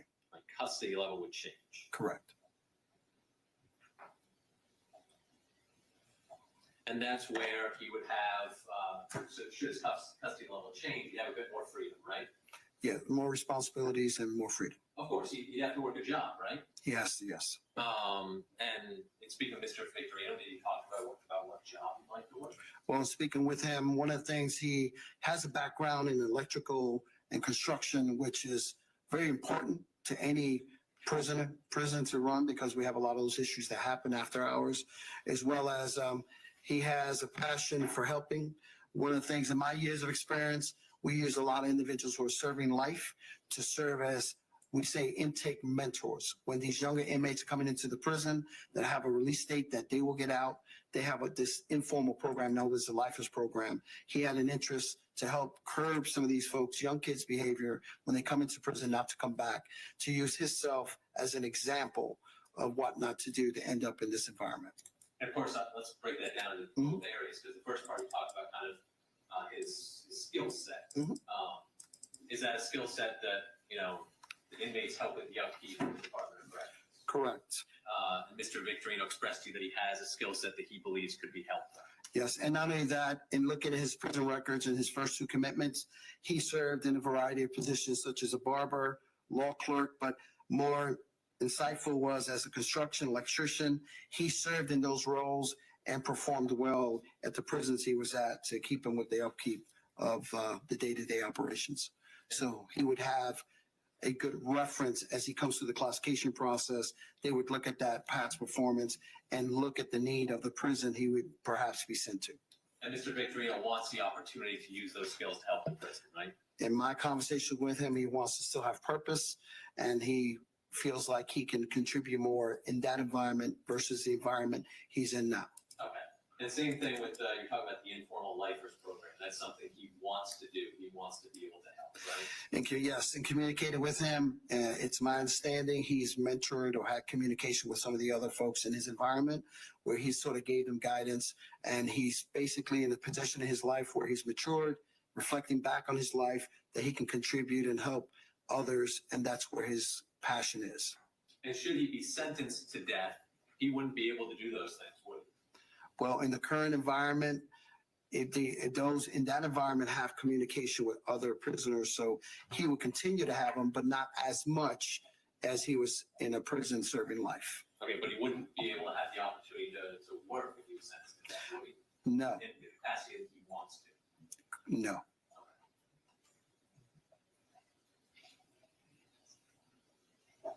And then the level of movement, you did say that was a little bit different. For an HO5, should be sentenced to life, right? Correct. How is that different? The level of movement and personal responsibility of an inmate that. The way it is, someone who's serving life as HO5, they house with another roommate behind double doors, which is their cell door plus the building door. Of course, you got the 27 rolls of razor wire around the prison. Of course. And then after hours, if they were having to be moved, they have to be escorted. They cannot walk freely. They have to be escorted because of their level of custody. And there's certain areas in which they would not have access to certain tools without supervision of a corrections officer. They get more rec time? They get whatever is allowed to have rec time depending on your call outs for medical, dental, and your 60 hours of work. And any other commitments you have. If you have visitors that week, you have to work in your 60 hours, make sure your bed's done. And if you have time to have recreation, then you squeeze some in, but that's a privilege, not a requirement in general population. Are there overall more programs available? You mentioned the informal lifers, but more educational programs of that nature available to somebody who's sentenced to life as opposed to death? Yes and no. As a former classification officer, the lifers are the last ones we worry about. When we are classifying and putting inmates in the programs for education, substance abuse, or anything that's going to help them not reoffend, the lifers are the last one we worry about. They're not part of our priority. If there happens to be a vacant seat in the class and there's nobody on the waiting list, we might give them the opportunity, but that's not the priority. Lifers are not a priority for programs. But still, they're not going to get, individual on death row aren't going to get into the programs that a lifer potentially gets. No. And you testified on direct that you don't have concern about Mr. Victorino going into an HO5 level should he be sentenced to life, right? No, because he's in that HO5 level now as well. And is that based upon your review of the Department of Correction records and the lack of ERs over the last 20 years? That was based on his DC-14, his records, his disciplinary reports, as well as his prior custody level, his job assignments, as well as his current adjustment where he's at now, where he has not shown any kind of concern from a security perspective. Based on my years of experience, he should transition well into general population if given the opportunity, with the understanding that if he doesn't follow the rules there's consequences as well. But that's not taken into consideration. I mean, you know the details about the aggravated battery from earlier in his life, that led to him being on probation. Well, my role is to give an assessment on his jail and prison behavior. I'm aware we have a lot of violent people in prison. He's not the only one. In fact, he'll be one of many violent folks. We have everyone in those prison settings. We have people who have committed murders, assault, rape, and we house them as needed. We do not categorize them separately, so they're amongst themselves. At the end of the day, I've had mixed populations and I've had to manage them as case by case, but I don't see any concern in his case. And here, 6 murders, not just murder, 6 murders. I've had worse, sir. Can I move on with Judge? Yes. Thank you, sir. I have no further questions. Sir, with respect to Mr. Victorino's prior incarceration in the 90s, you mentioned that he was housed with juvenile offenders. Juvenile offenders in an adult prison system. Right. Was he ever commingled amongst the adult population at any point in time? No, when we send them to a youthful offender prison, they have to be amongst that same age group. They cannot be around adults. And I think you mentioned before there is a considerable amount of violence that still persists in that camp. Unfortunately, youthful offender camps, as we call them, gladiator camp, there's just rambunctious and they're always getting into something and fighting, and there's informal gangs that form as well. And if you're sentenced to death, can you work at all? No, you're not required to work. Thank you. Any other questions of this witness? No, Your Honor, you can be. Thank you very much, sir. Thank you very much for your time. You're welcome. Counsel, if y'all can approach just for scheduling purposes. Okay, they're going to approach, so let's zoom through that. See if we catch this lady's name. Yes, sir. Back to mute. Zoom, zoom, guys. Zoom, zoom.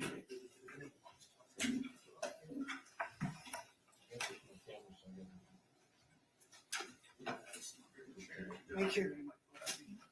Thank you.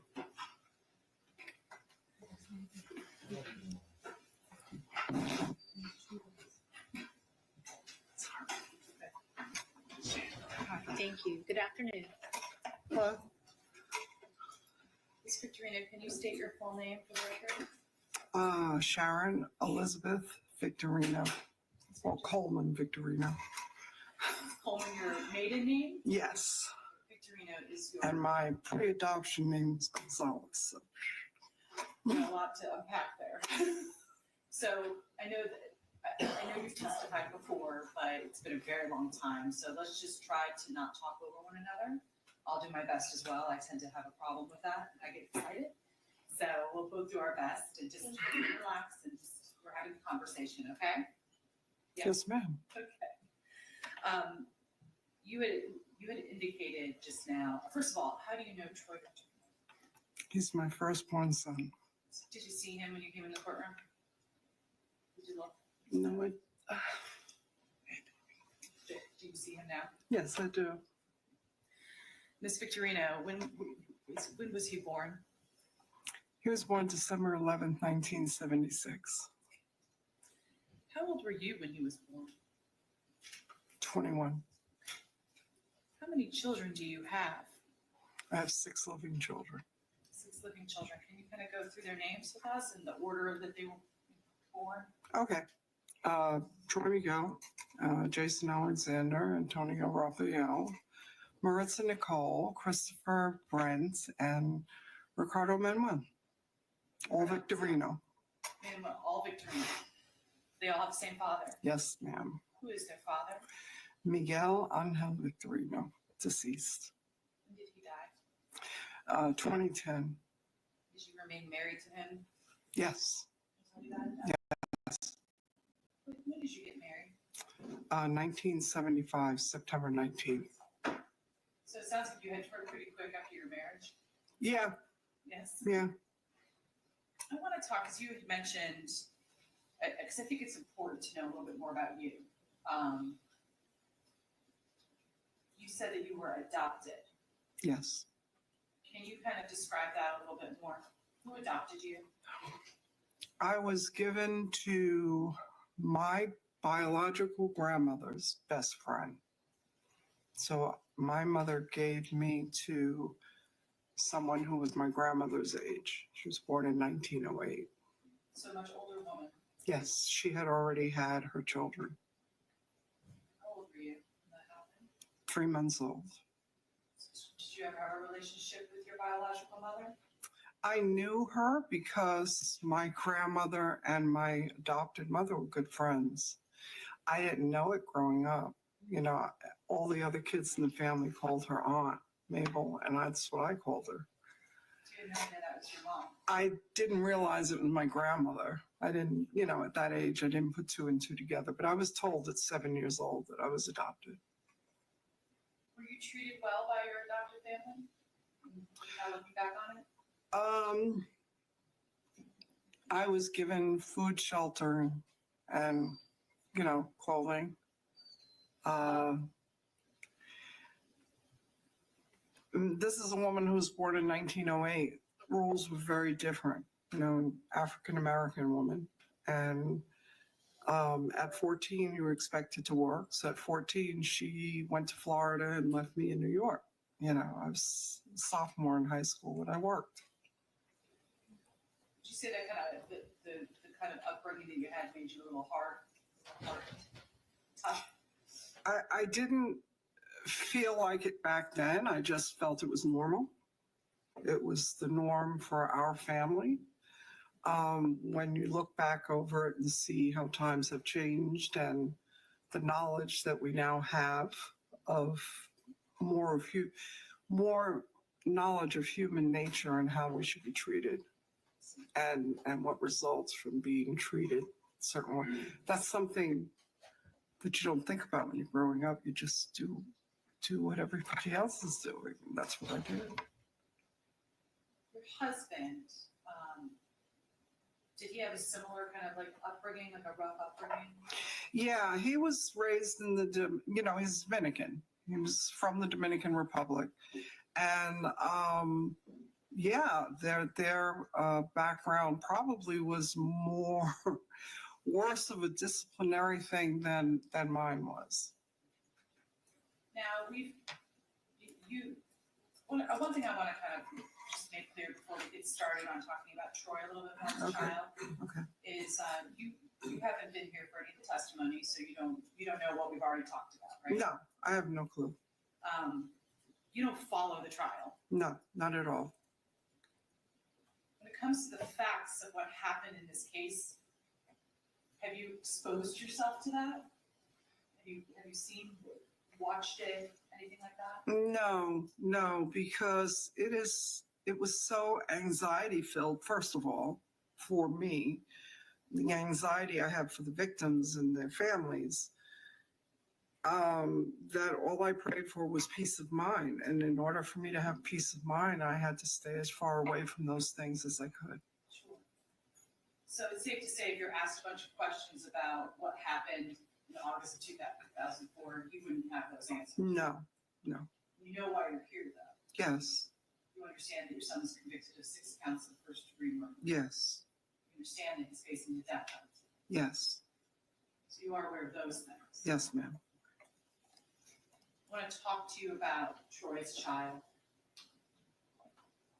Did you notice any kind of odd behavior from him at a very young age that caused you concern? Yes. I work full time.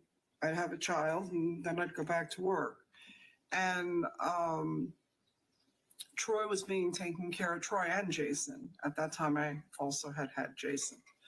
They were only 15 months apart. And he was coming home and he would undress and hide behind the curtains, completely undressed, completely nude.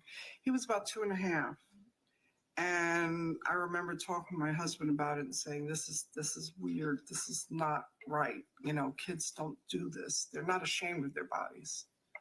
They haven't learned to be ashamed of their bodies unless someone shamed them about their bodies. So you were concerned at that point? Something Yeah, because the woman who was taking care of him, she had male children that were older, much older than my kids. And whenever I would call during the day and say how are the kids doing, they would say, my mom's not here, she's at the store. And so the kids were like constantly being left. My kids were.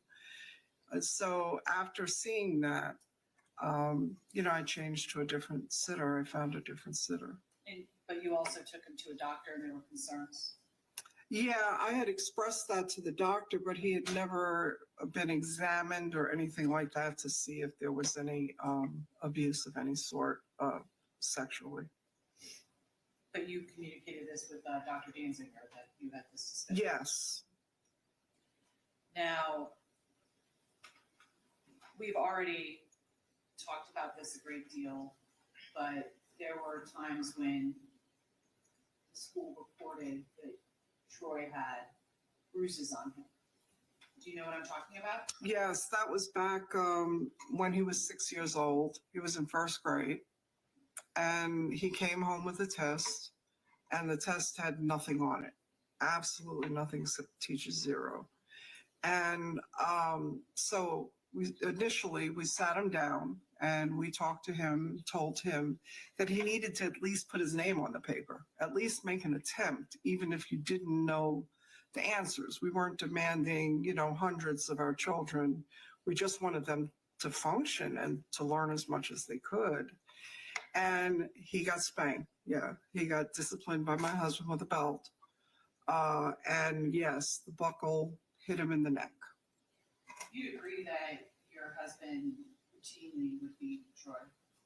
Yes, that was his form of discipline. That's how he had been disciplined. Looking back on it now, do you believe that it was abuse? Yes. Even though I may still believe in corporal punishment somewhat, not in the form that it seems. I mean, when we came here to Florida, teachers could discipline kids, with a paddle. So things have changed. But I do believe that discipline, now that I'm older and experienced as a mom, like by the time I got to Rick, I don't know that Rick has ever had a spanking.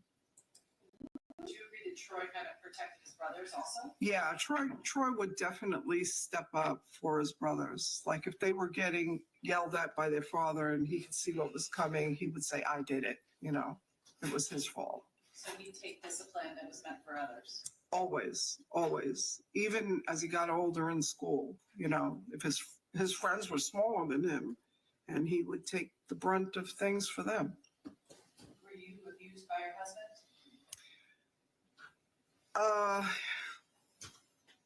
Hindsight, yes, absolutely. Did he put his hands on you? Yes, Did you do this behind closed doors? yes. But his cruelty with me was more emotional than physical. There were physical incidents, but it was more emotional. You said cruelty. Yeah. How would he exhibit his cruelty on you? Just demeaning who I was, how the whole being of who I was. Did he do this in front of your children? No, Try to keep it behind closed doors? yes, Were your children aware? you had to be because it's raised voices and, so yeah, they were aware. When Troy was in elementary school, he was admitted to a psychiatric hospital. Yes, he was 7 years old. Now, we know that he went to one facility first for a couple days, Yes. and then he was removed and put into Schneider's. Hopefully I'm pronouncing it right. Is that Yeah, correct? yeah, Laura and Judah Schneider's Children's Hospital. That was an involuntary commitment? That was a voluntary commitment, and so was the first one at the first facility. But, we were waiting at the hospital. It was a city hospital, and we were waiting for the psychiatrist. The psychiatrist, they told us, wasn't coming, and this was about 11:30 at night. And they tried to get me to let him stay. I didn't want him to stay. And they reasoned with me that suppose he was actually suicidal. Would you want something to happen to him because you took him out of our care? So he was there because of. So I admitted him, yes, I admitted him to the hospital. Okay, and you admitted him to the first hospital? Yes, which turned out to be a state mental hospital, I mean, bars. which I didn't know until I got home. And then when we went to visit him the next day, we're leaving him in the hospital emergency room. We have no idea of what the facilities are. And when we went the next day, Saturday, to visit him, you get off the elevator and the whole thing is like prison bars, and there's a guard out there at the front desk and, he's got the big skeleton key and opens the door, and that's where he was. Now, you made observations of Troy when he was in the hospital station? Yes. When we saw him, he was very lethargic and, he just didn't respond well. I mean, he had answers for us, how are you doing? And, he pleaded with us to go home. And I confronted the doctor. I said, why did you drug my son? And they said, we didn't drug your son. We don't drug these kids. And it was like, I know my child. This is not my child. Do you have any idea what those drugs were that they were putting inside? No him? clue. No clue. Now, after he was in the second hospital for 6 weeks, right? Yes. And Because they threatened me that if I took him out, after the 72 hours, that they would, petition for custody of my other children. so basically the state was involved in your hospital? Yes. So that's when I looked into my insurance and found out where I could privately place him for treatment. And that's when we went to Long Island Jewish. And during this time period, you're working, right? Yes. You've got how many children? 7, I had the 3. So 2 others at home other than Troy? Yes. Your husband's working? Yes. So would it be safe to say you didn't have a whole lot of time to visit him every single day? No, there wasn't. Just pretty much weekends. When he was released from the hospital, was he recommended to have continued mental health counseling and therapy? No, I think that came up later on in his school years, that they wanted to try putting him into, he was getting some kind of counseling in school through the Board of Education, but they wanted to recommend a different type of program for him. But we moved here in the interim, and so he never got placed in that type of program. And then when he was here, were there times that he was doing well? Yeah, when he graduated from middle school, he was awarded the Volusia County Good Kid Award, which meant that in the county of Volusia, he had shown a dramatic turnaround in his behavior. So there was clearly a time when he had bad behavior and then he turned that behavior around. Yes, And it was when he had support in the school system. yes, And so there was a period of time, he wasn't always just out of control. no. But he did have behavioral issues and involvement in the juvenile justice system, correct? Yes. Was that very difficult for you to navigate and deal with, getting in and out of trouble? Yes, I mean, the first instance was 3 weeks after we moved here to Florida. I came from an apartment life in New York City, which is definitely very different than a home life in a house here in Florida. And it was evening time, and I had, he got charged with burglary of a dwelling because he went with another kid and took shelves down out of the house. So It was like an abandoned house or right, it was an empty house, yes. And I called the police, and 8 police officers showed up for this juvenile, and 4 squad cars. And they put him in the back of the cars, and then they released him to me. Okay. And so you dealt with him kind of getting into trouble increasingly from that point. Right, and I had no clue. I had never even gotten like a ticket to go to court in my life. So this was different for you then? Definitely a different ballgame. There's a lot of stress on you. Yeah, absolutely. A lot of stress, I think, on the whole family. It increased the stress level for everyone. And eventually Troy went to prison as an adult. He was charged as an adult. He was, it was something he did when he was 15, and he was in the juvenile court at that time, and they had not yet established the consequences of what he did. And he called me at 4 a.m. and told me he had been remanded over to the adult jail. And he was recommended as part of the sentence to do boot camp, correct?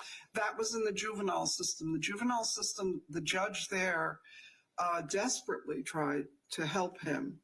But everything he tried to do, that he would say, well, how about if we try this kind of facility, or how, because he was sentenced to a level 3.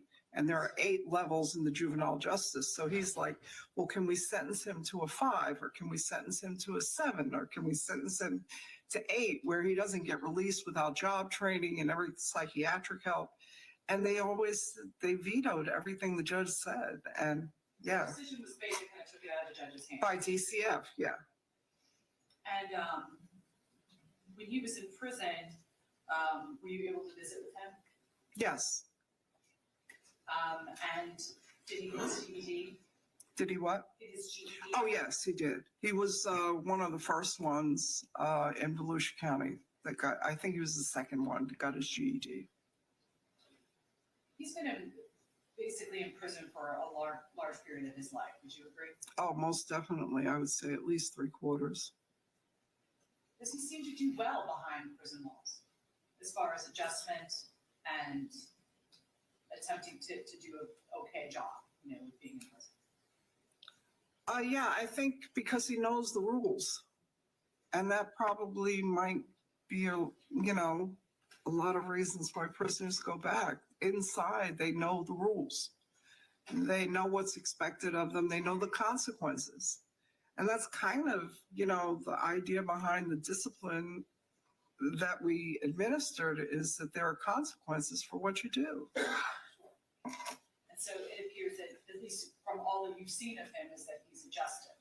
Yes, yes. I would definitely say since his being baptized and studying the scriptures and returning to what he had originally been taught as a child. Exactly. So you're a Jehovah's Witness, correct? Yes, And you attempted to raise. I am. My husband wasn't. Yes, I took the children with me. And so you attempted to raise him in that faith. Objections are leading. I'm just trying to move it along, Judge. I know. Sustained. Tell me about his religious upbringing. Oh, okay. We attended, at that time, we attended 3 meetings a week. Go And on. he went with me. One was Bible study. One was a teaching school where they learned to speak. And they gave parts. Troy participated in that. It initially starts, whenever a parent feels the child is ready with a simple Bible reading a passage. And then it navigates onto other things, like perhaps taking a scripture and giving a discourse on that scripture, maybe a 5-minute discourse. How old was he around this time period that you introduced? When he gave his first talk, I want to say he was about 8 or 9. When did it become, or did he ever stop? No, he participating? always went to meetings. As long as he was in my household, he went to meetings with us.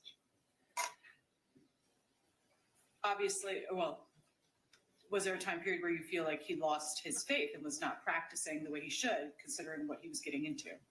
He was trying to find a place. I mean, when we came to Deltona, he didn't understand his place. Deltona at that time in '87 was very ethnically divided.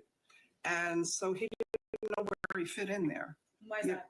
He didn't know if he was with the Spanish kids because he was darker than them and he didn't speak Spanish. He definitely didn't fit in with the Caucasian children, and he didn't fit in with the African-American children. Just trying to find, where he would fit in. And he wound up, having a lot of Spanish friends and trying to assimilate into that heritage. When he went to prison in 2006, and during that time period, have you kept in touch with your son? Yes, I've always been in touch with him. I mean, did you visit him physically? As much as I'm able. Now I've become disabled as far as my ability, so I have to wait for one of my other sons to be able to escort me. And now you have to know by like Wednesday to schedule it for Saturday or Sunday, and I never know when someone's going to be there. Is the cost of it also? Yeah, you have to figure it's at least $150 at least, because it's $100 in gas both ways, and then you put something in for the commissary. Sure. But during this period of time, you wrote to your son and communicated with him? Absolutely, and the email system when that was integrated was definitely a big help. So you support him and continue to support him? Yes, and when he goes through his emotional swings, then I try and be as scripturally upbuilding as I can, because I don't have the knowledge, but for me, the Bible has the knowledge. Have you seen a change in him when he was 2006 to now? Have you seen a change? Absolutely, absolutely. Can you describe what kind of change you've seen? I think for the most part, when we discuss things on the phone, because we have maybe 2 or 3 phone visits a week, and they're half an hour phone visits, and we discuss everything. We discuss everything that's going on. I would venture to say that I'm maybe closer to him, and he knows more about me than any of my other kids because of the conversations that we've had. So you rely on him for emotional support? Yes, if I'm facing a problem and I tell him about a problem I'm facing, he'll give me encouraging scriptures like, Mom, remember what remember what Paul said, or remember, what John said, and he'll remember the scriptures and he'll give them to me as encouragement. Or he will tell me that he's going to research it and then send me an email with that research. Certainly.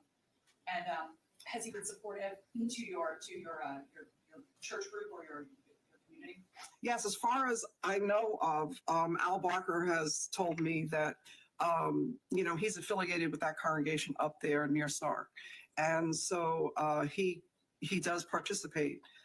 They give him assignments, and he participates by writing the assignment, and then it's delivered, and then someone does, reads the assignment.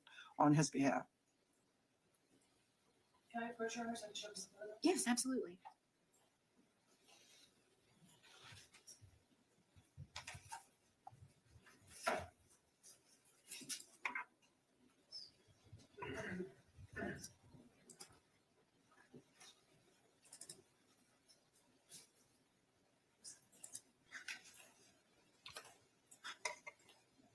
Can I go through, oh, can I approach the witness room? You may. I have no objection to the admission of them all. I understand you want to go through and show the jury, but state has no objection. Okay, thank you. So I'll just call them by their ID number. Sure. Just for now, and then they'll be admitted to whatever number they are. You had talked about some certificates of achievement that you had received. I want to kind of go over some of those with you, just so the jury has them. Okay, I'm showing you what's been marked for identification as defense F. Do you recognize this certificate?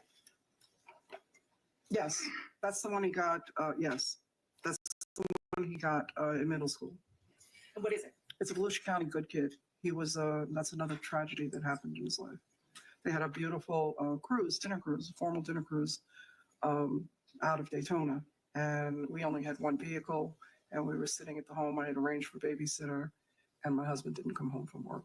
By the time he came home from work, we rushed, hoping they had stopped the boat, kept the boat from leaving, and it had already departed. And then we came home, and then I went back. I said, well, let's go see if we can get it when it comes back, and you can get to meet your teachers, and they can get to reward you that way. And that didn't happen. Another failure. Who issued this certificate? Atlantic Shores Hospital, but I know it is coming from Galaxy Middle School. Okay, but this was a hospital because Yes. he was being in treatment for Yes, emotional and behavioral. yes, yes. I'll just, because I know that it's going to be admitted, Your Honor, may I show? You may. They'll, of course, everything I'm showing, they will have an opportunity to review as much. Can I show you this one? This is a defense F, I guess. Oh, they're all probably going to be the same kind of composite, so there you go. What is that? The #1 Apple Award for a job well done. Do you remember I what don't that's know. No, I don't. Mhm.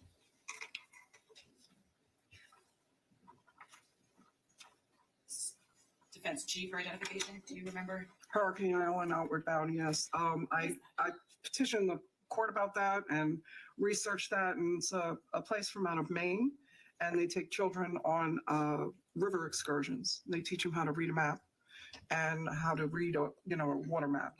And then they put them on a solitary excursion where they have to maneuver for themselves for 24 hours. Naturally, they're kind of watched, but it was to teach them some self-worth and some self-esteem. The interesting thing about that is when it was finished, we had to take a test together.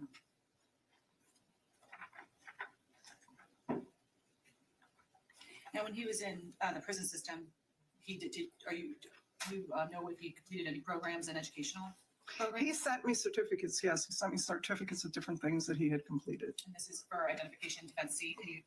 Is that one of the certificates he sent State home? of Florida Department for Certified Certificated Occupational, yes. So what was the competencies. occupational training that he had? Automotive collision repair and refinishing. And also, he got a certificate from an online school. I paid for him to have online schooling for paralegal. He's got paralegal certification. Sure. And that's something he received in prison. Yes. And I'm handing you 3. So I just want you to look. This is J, H, and I. If you could just look at those, were these also all issued in the prison system, and what are they? This seems to be a certificate of achievement, sobriety while attending the AA fellowship, Alcoholics Anonymous. So I guess that's the 21-step program. I know he completed that. And a certificate of completion, Growth Orientation, Inc. It's awarded to him for, I don't have my glasses on, successfully completed our Growth Orientation, Inc. lab, a 3-week workshop. And the last one? And the last one is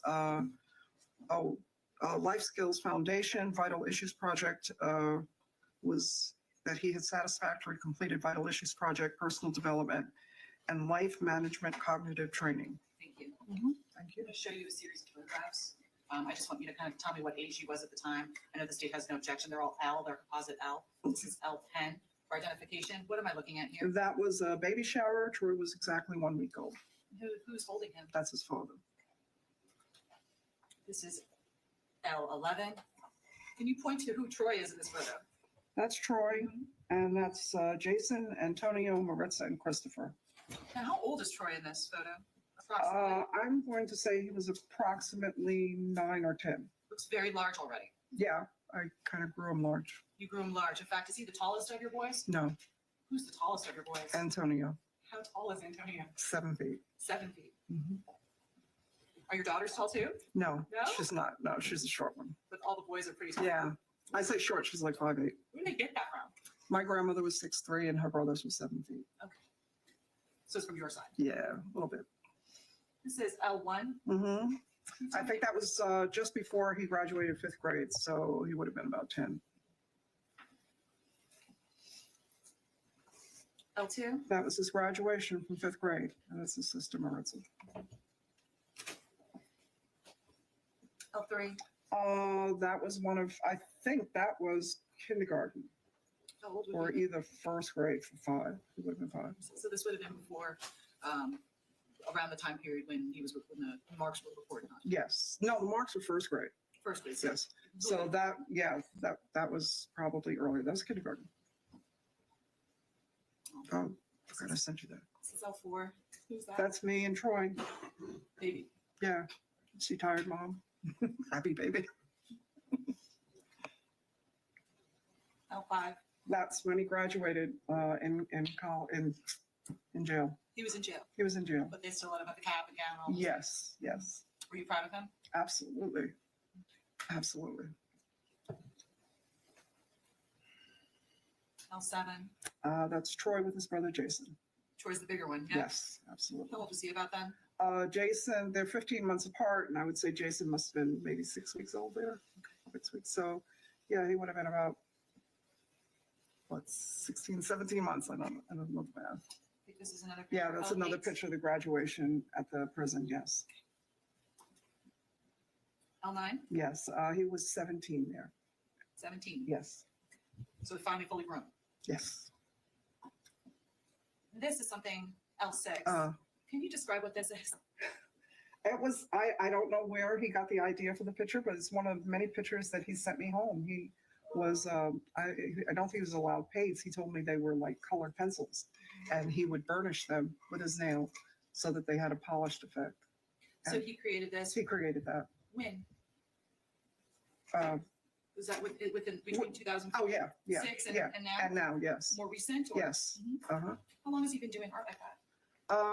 I would say maybe 12 years. Does he send you art on a regular basis? Yes. Does he send his siblings? No. So it's for you.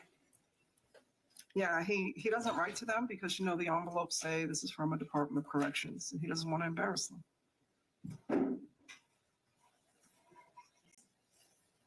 your art just moved these evidence this time. So admitted. Yes. One last one, ma'am. Let's see. This is defense K for identification.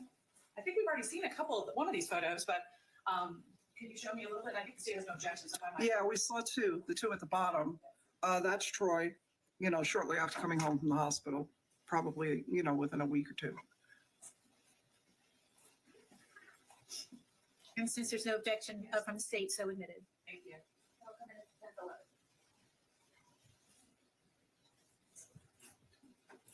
Ms. Victorino, does Troy have a daughter?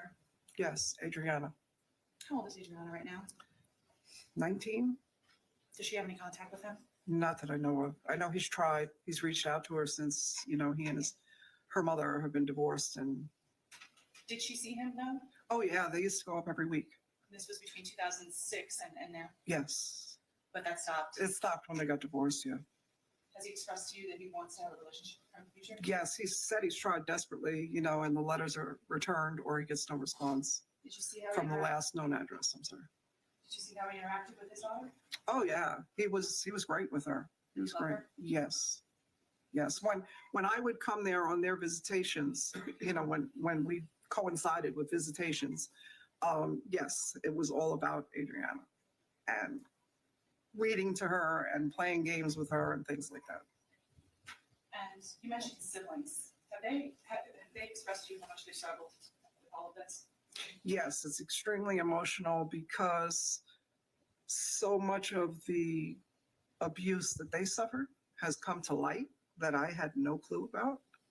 And it's like a scar. You kind of bury it. And this is like opening that scar again. Preparation for this trial that we have, they expressed anxiety and Absolutely. Absolutely. not wanting to open those No, scabs. no. Because It's they like were- they've moved on. I've moved on with my life. This happened. It's almost like even my abuses that I realize now were abuses. You put them behind you. The mind kind of buries it to protect you. Yeah, yeah. Victorino, you know now that Troy has admitted to participating in these murders. Yes, I found that out. You don't talk to him about the offense, obviously, right? No, no. That's something you're not supposed to do on these phones and communications are recorded, right? Right, right. Aside from which, it's so traumatic. Even the realization of what he did, because when it first happened, he told me he wasn't there and he wasn't a part of it, and I believed him. Yeah. And actually, to tell the truth, I prayed for God's justice and for the truth to come out, and eventually the truth did come out. The truth is now that he was. Yes, yes. The truth is that he lied to you. Yes, yes, it shocked me, but then I could understand maybe somebody lying about that. Why would you want to be associated with something like that? Knowing this about your son, do you still love him?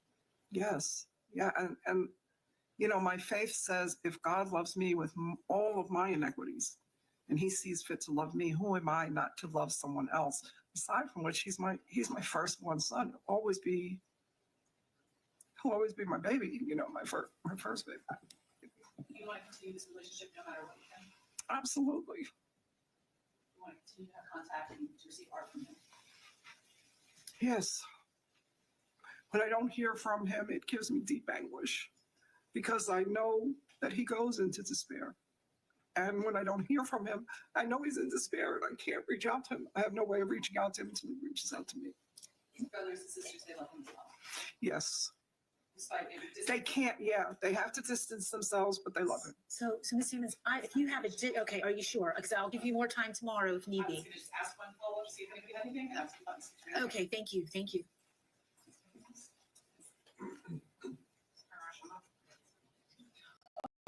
Yes, okay. Yeah, I'm sorry. I do have one area. I think maybe we're going to.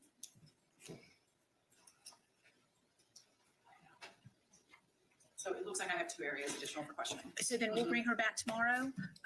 Ma'am, so I hate to bring you back tomorrow, but can you come back tomorrow? I've just kept the jury 15 minutes over. Are you okay? I understand that. I just have Okay. to make sure I have a way to get here. Okay, all right. Okay, We'll very figure good. Okay, thank you. Thank you. All right, so you're still under oath. Okay. We'll see you tomorrow morning. Okay. And then council, can y'all approach regarding a start time for tomorrow?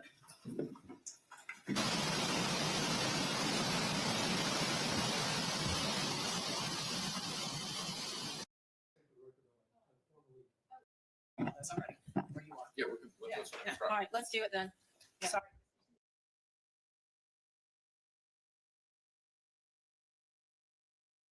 Okay, well, that was unexpected. They all just went to a break and all that jazzy. Okay, hold up. And they didn't even come back. Y'all, what the hell is this? They just ended our stream, guys. I guess we're going to have to listen to Mom finish out tomorrow. Okay, well, let's all go back underwater for a minute. It's been fun, guys. It's been a rough day for me, and I'm glad you all were here. And for anybody on the replay crew, thank you for being here, and thank you, Hio, for all this. And it's my sister-in-law. She got her little cough. That's what happens around here. Stop it, Hannah. Behave. She came to keep me company because I've had a rough damn day, let me tell you. So anyways, I love you guys and thanks for hanging out. And as always, peace, rubber out. See y'all tomorrow. Life's a ride on a rickety old track, holding